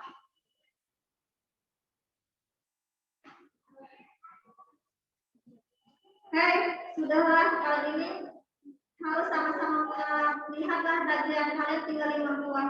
Kalau diteruskan, lama-lama kalian tidak akan mendapatkan apa-apa. Ini terimalah bagian kalian dan cukuplah saja perdebatan ini. Aku sudah lapar makan pisang dulu. Odi dan Monkey terbengong setelah berpikir agak lama. Keduanya sadar bahwa mereka baru saja selesai Kancil. Karena keserakahan dan kebodohan mereka, akhirnya dua wanita bersaudara itu malah mendapat bagian yang sedikit. Mereka sangat menyesal dan kemudian saling meminta maaf. Sementara itu, tidak jauh dari Odi dan Monkey, Kancil pernah asik memakan bagiannya dengan riang.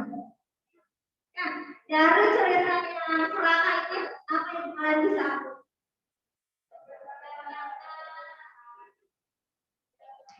Tidak boleh serakah.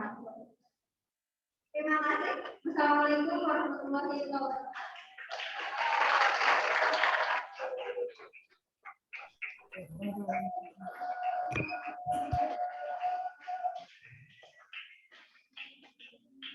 Ya, terima kasih kepada Bu Dewi.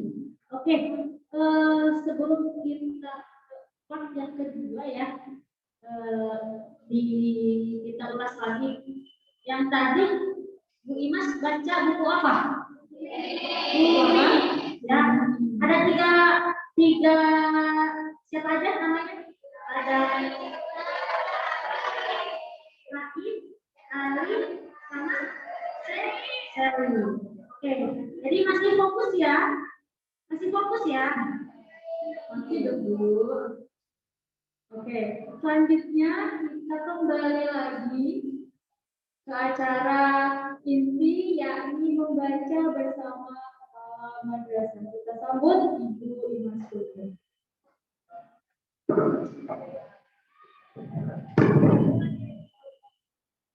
Terima kasih. Tadi ada dua teman kalian yang membacakan cerita, ada Siti Badrina, yang kedua siapa tadi namanya? Iya. Alhamdulillah sangat baik dan mudah-mudahan nanti bisa menjadi pembaca yang lebih baik dari kita semua dulu yang ada. Kita lanjutkan, tapi saya tidak akan membacakan secara detail karena waktunya terbatas. Saya hanya akan menceritakan dan nanti boleh semua buku yang ada di sini dibagikan untuk yang bisa menjawab pertanyaan dia. Kalau yang 4 kan untuk hadiah yang membaca terbaik. Nanti seri triloginya pun akan saya bagikan kepada yang sudah disiapkan.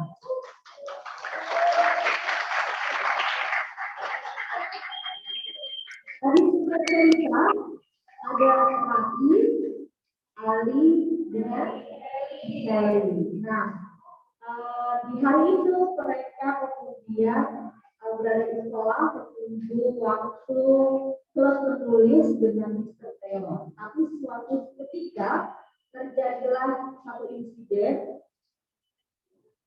perbaikan PLN merubuhkan tiang-tiang listrik sehingga hampir saja Sally terkena tiang listrik tersebut. Dan demi menghindarinya, kemudian Sally justru mengeluarkan percikan listrik dan menyerap listrik yang keluar dari tiang listrik tersebut. Nah, karena panik, Raif menolong Sally dengan menghilangkan seluruh tiang listrik yang ada. Wah, betapa cepatnya kejadian itu karena ternyata itu bisa berakibat fatal. Orang-orang jadi mengetahui kekuatan Sally dan Raif.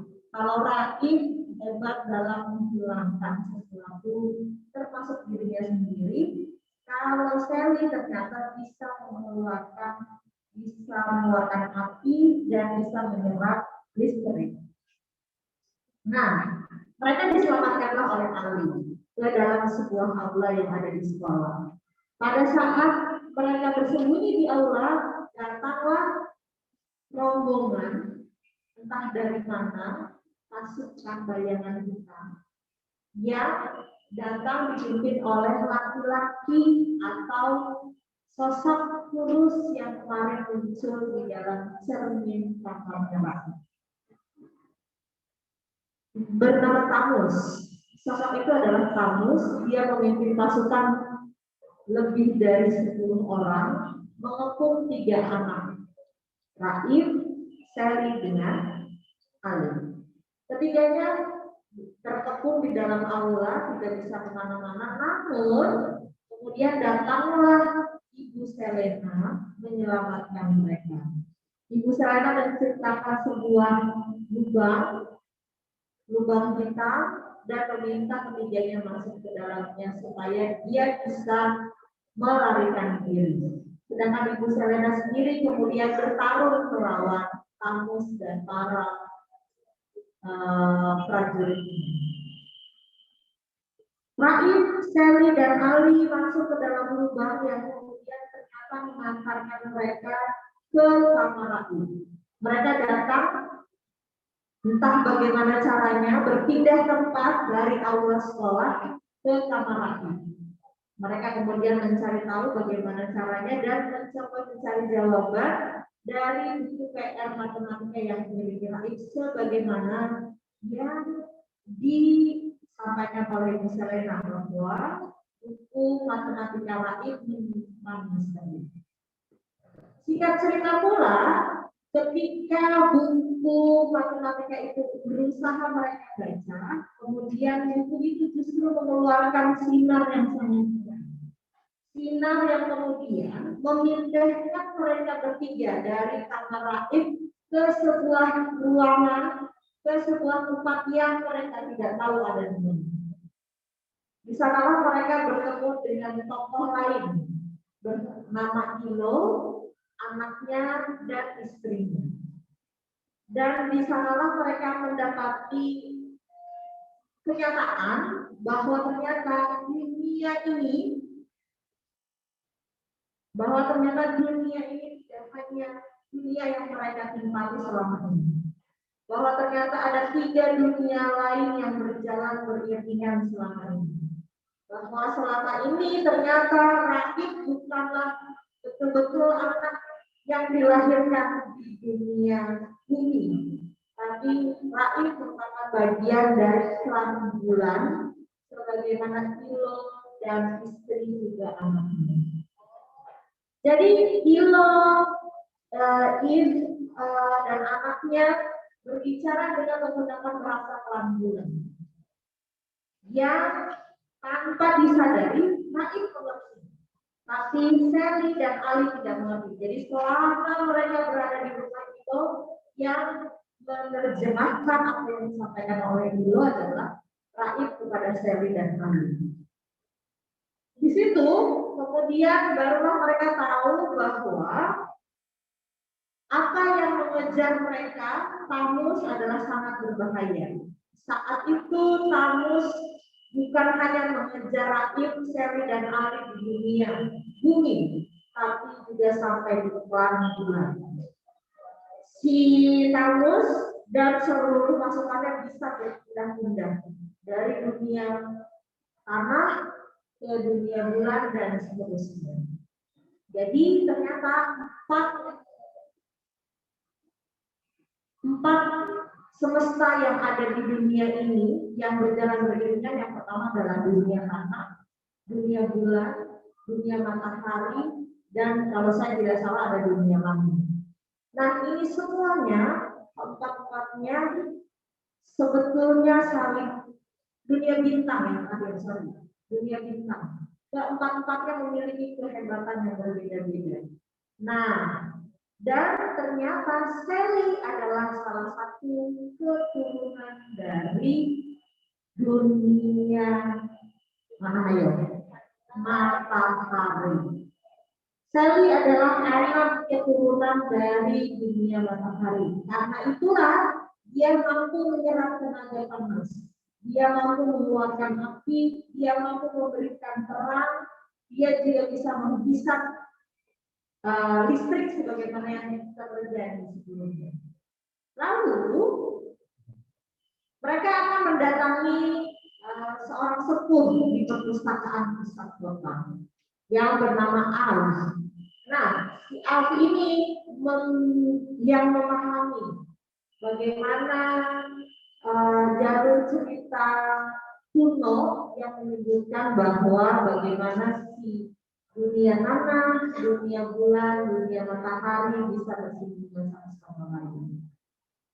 Di dalam pengejaran itu, Tamus menguasai seluruh dunia bulan. Seluruh transportasi dikejar, semua tempat yang didatangi oleh tiga anak ini juga dikepung. Sehingga masuklah Ilma dan ketiga anak ini ke ruangan terlarang di perpustakaan untuk mencari bagaimana sejarah mereka bisa berpindah tempat dan lain sebagainya. Karena sudah dikepung di dalam perpustakaan, Ilo, Sally, Ali, dengan Raif akhirnya dilarikan oleh Alf menggunakan tangga darurat. Mereka menaiki tangga sepanjang sekitar 200 meter ke atas dan muncullah mereka di hutan belantara. Dan saat pelarian itu mereka harus saling berjibaku menolong satu sama lain untuk menghancurkan si Tamus. Karena Tamus ingin menguasai kekuatan Raif. Karena Raif adalah salah satu keturunan dari raja yang tidak dimahkotai, yang memiliki kekuatan yang sangat luar biasa di kekuatan bulan. Jadi singkat cerita, mereka melarikan diri ke tempat peristirahatan yang tidak diketahui orang banyak. Namun si Alf yang tadi sepuh yang ada di perpustakaan menghadapi Tamus.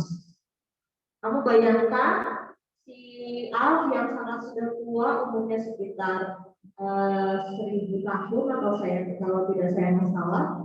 Kemudian dia menghadapi seorang diri Tamus dengan hampir 1000 pasukan bayangan hitam. Kemudian Alf berhasil melarikan diri menggunakan serbuk api.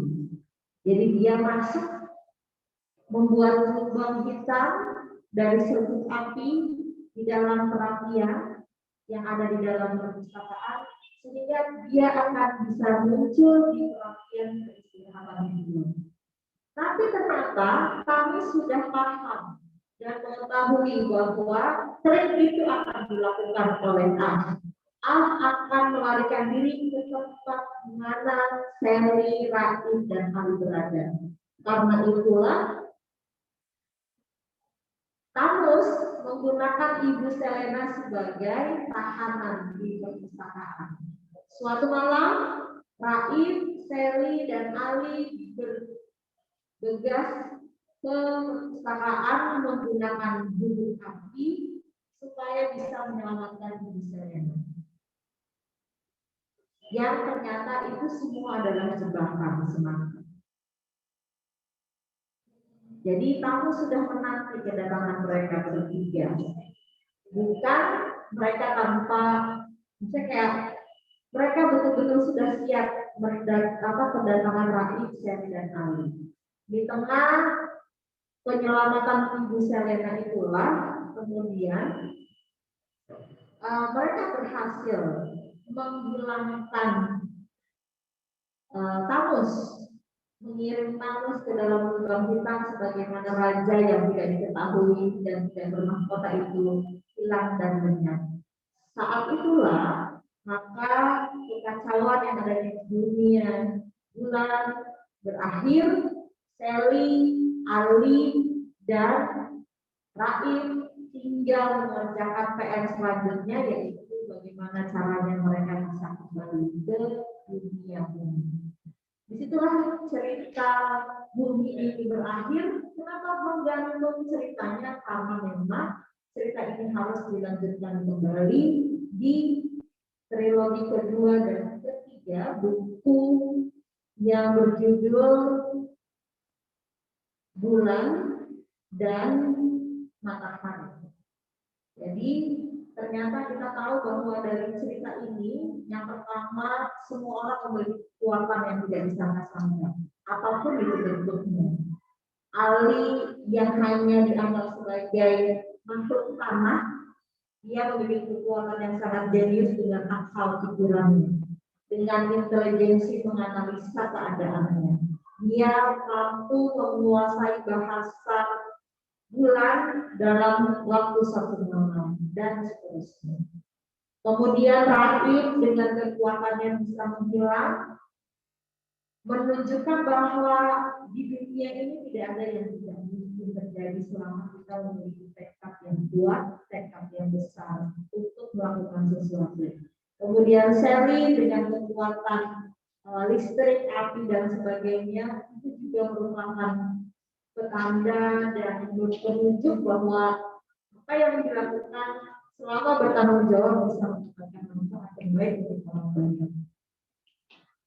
Apa yang diceritakan Sally dalam salah satu trilogi ini cukup menarik untuk kalian simak dan kalian bisa baca secara bergantian. Namun mungkin nanti yang memiliki buku ini masing-masing hanya ada satu saja. Dengan menjawab pertanyaan yang akan saya berikan, ya, tidak berlaku untuk ibu guru. Ibu guru tidak berlaku. Jadi kalau saya sekarang bertanya dan ada yang bisa menjawab, maka kita akan berikan buku ini. Satu ya, setiap pertanyaan untuk satu buku, gitu ya. Dan ingat, dan kalian bisa harus mengingat bahwa apapun yang kita baca, meskipun hanya sekedar seperti novel, ini hanya cerita novel. Tapi ternyata sebetulnya kita bisa belajar banyak dari novel. Jadi apapun yang kita baca, selama kita tahu itu positif, insya Allah ada manfaatnya. Pertanyaan yang pertama adalah, pada umur berapa Sally mendapatkan kucingnya pertama kali? Yang di pojok belakang, sebutkan namanya, kelas berapa, kemudian apa jawabannya. Saya Kayla dari kelas 91. Jawabannya 9 tahun. Iya, betul sekali. Siapa yang memberikannya? Ternyata siapa yang memberikannya? Yang memberikannya Thanos. Ternyata Thanos. Selama itu tidak ada yang tahu siapa yang memberikan.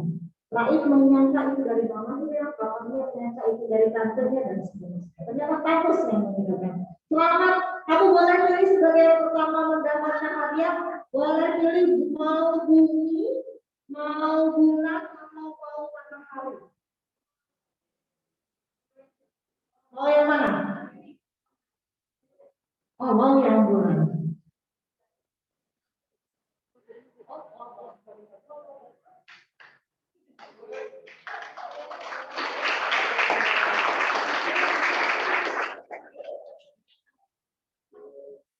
Yang kedua,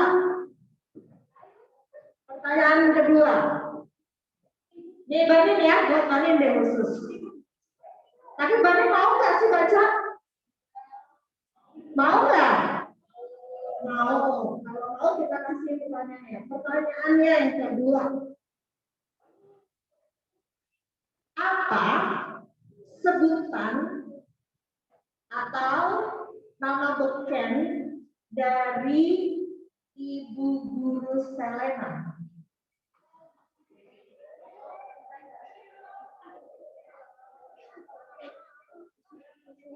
Assalamualaikum warahmatullahi wabarakatuh. Saya Muhammad dari kelas 1.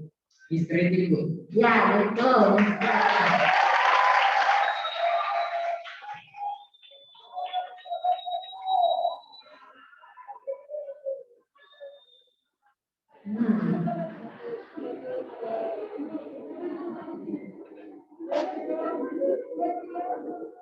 Yang terakhir.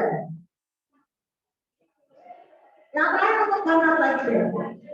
Nanti kita mungkin kita boleh berikan untuk yang di rumah kali ya. Gimana caranya kalau yang di rumah boleh jawab?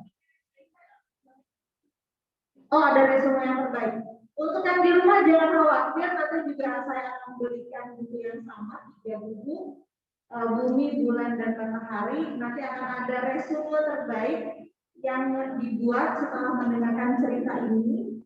Nanti akan diberikan hadiah. Di luar dari yang 4 orang tadi, gitu ya. Satu lagi berarti. Ada berapa klan?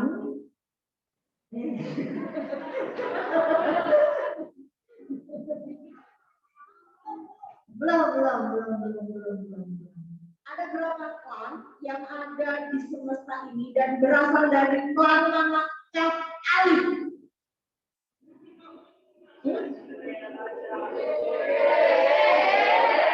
Assalamualaikum warahmatullahi wabarakatuh. Nama saya Natasha Maya. Semesta ada merupakan klan bumi, klan matahari, klan bulan, klan bintang. Ya. Ali berasal dari klan bumi. Disebutnya makhluk Rendah atau makhluk tanah. yes, betul.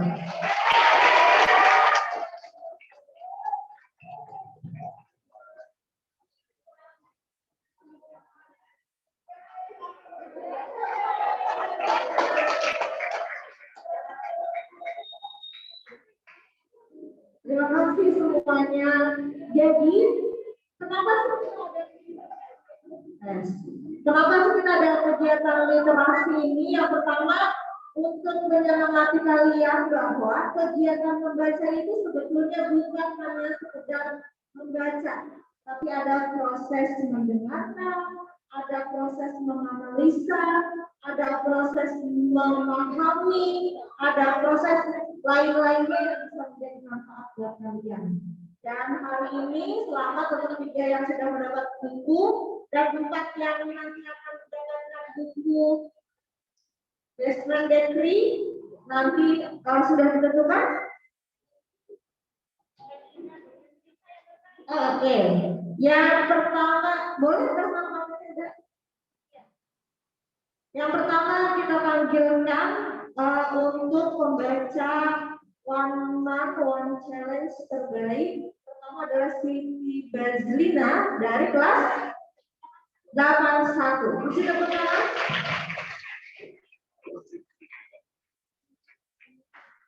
Ya, ini hadiahnya. Mudah-mudahan akan. Oke, selanjutnya pembaca yang kedua masih dengan resume terbaik yaitu saudari siapa? Salwa Naura dari kelas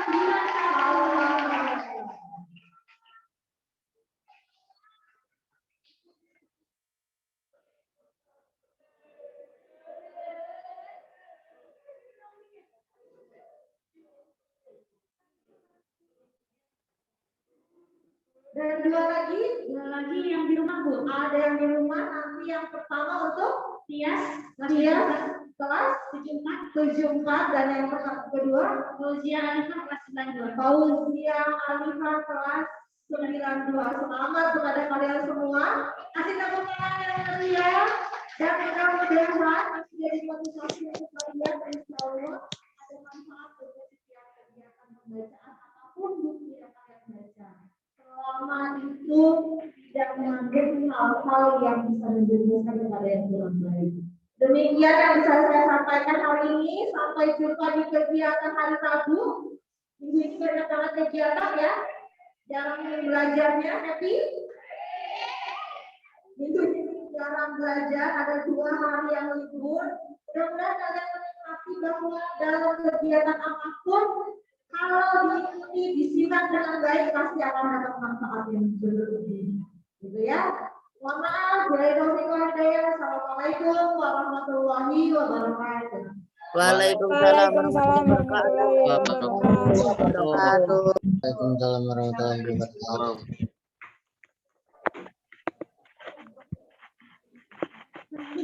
Sampaikan.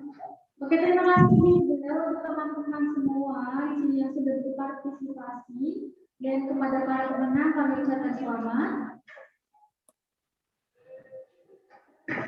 Ini yaitu pengisian formulir resume. Silakan untuk diisi.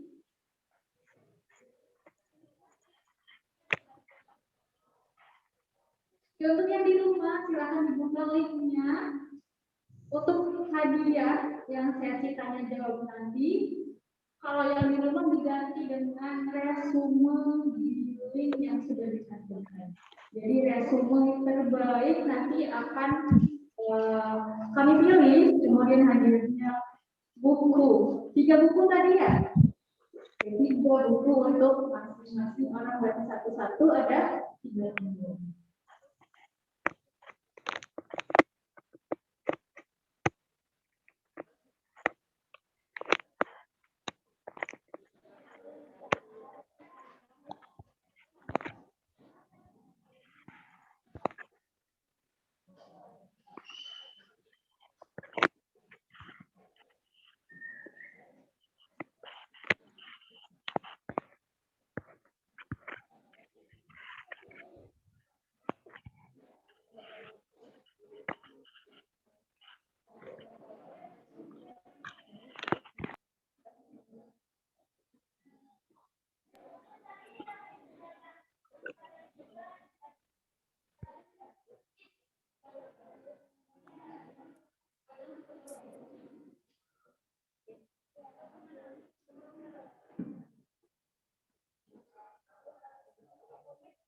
Jika Anda hanya penasaran dengan identitas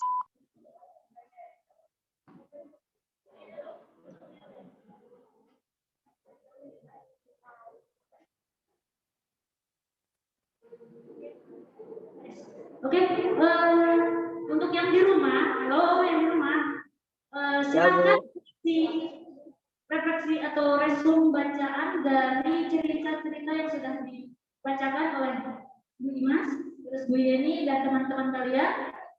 Ya, tadi resume terbaik, 3 terbaik akan diberikan hadiah ya. Karena sudah selesai acaranya, kita tutup dengan pembacaan hamdalah. Alhamdulillahirabbil Alamin. Kita ketemu lagi di literasi selanjutnya ya. Lebih semangat lagi, lebih bagus lagi. Salam literasi. Ayo membaca. Ayo yang di sini. Salam literasi. Ayo membaca. Ayo membaca. Ayo membaca. Ayo membaca.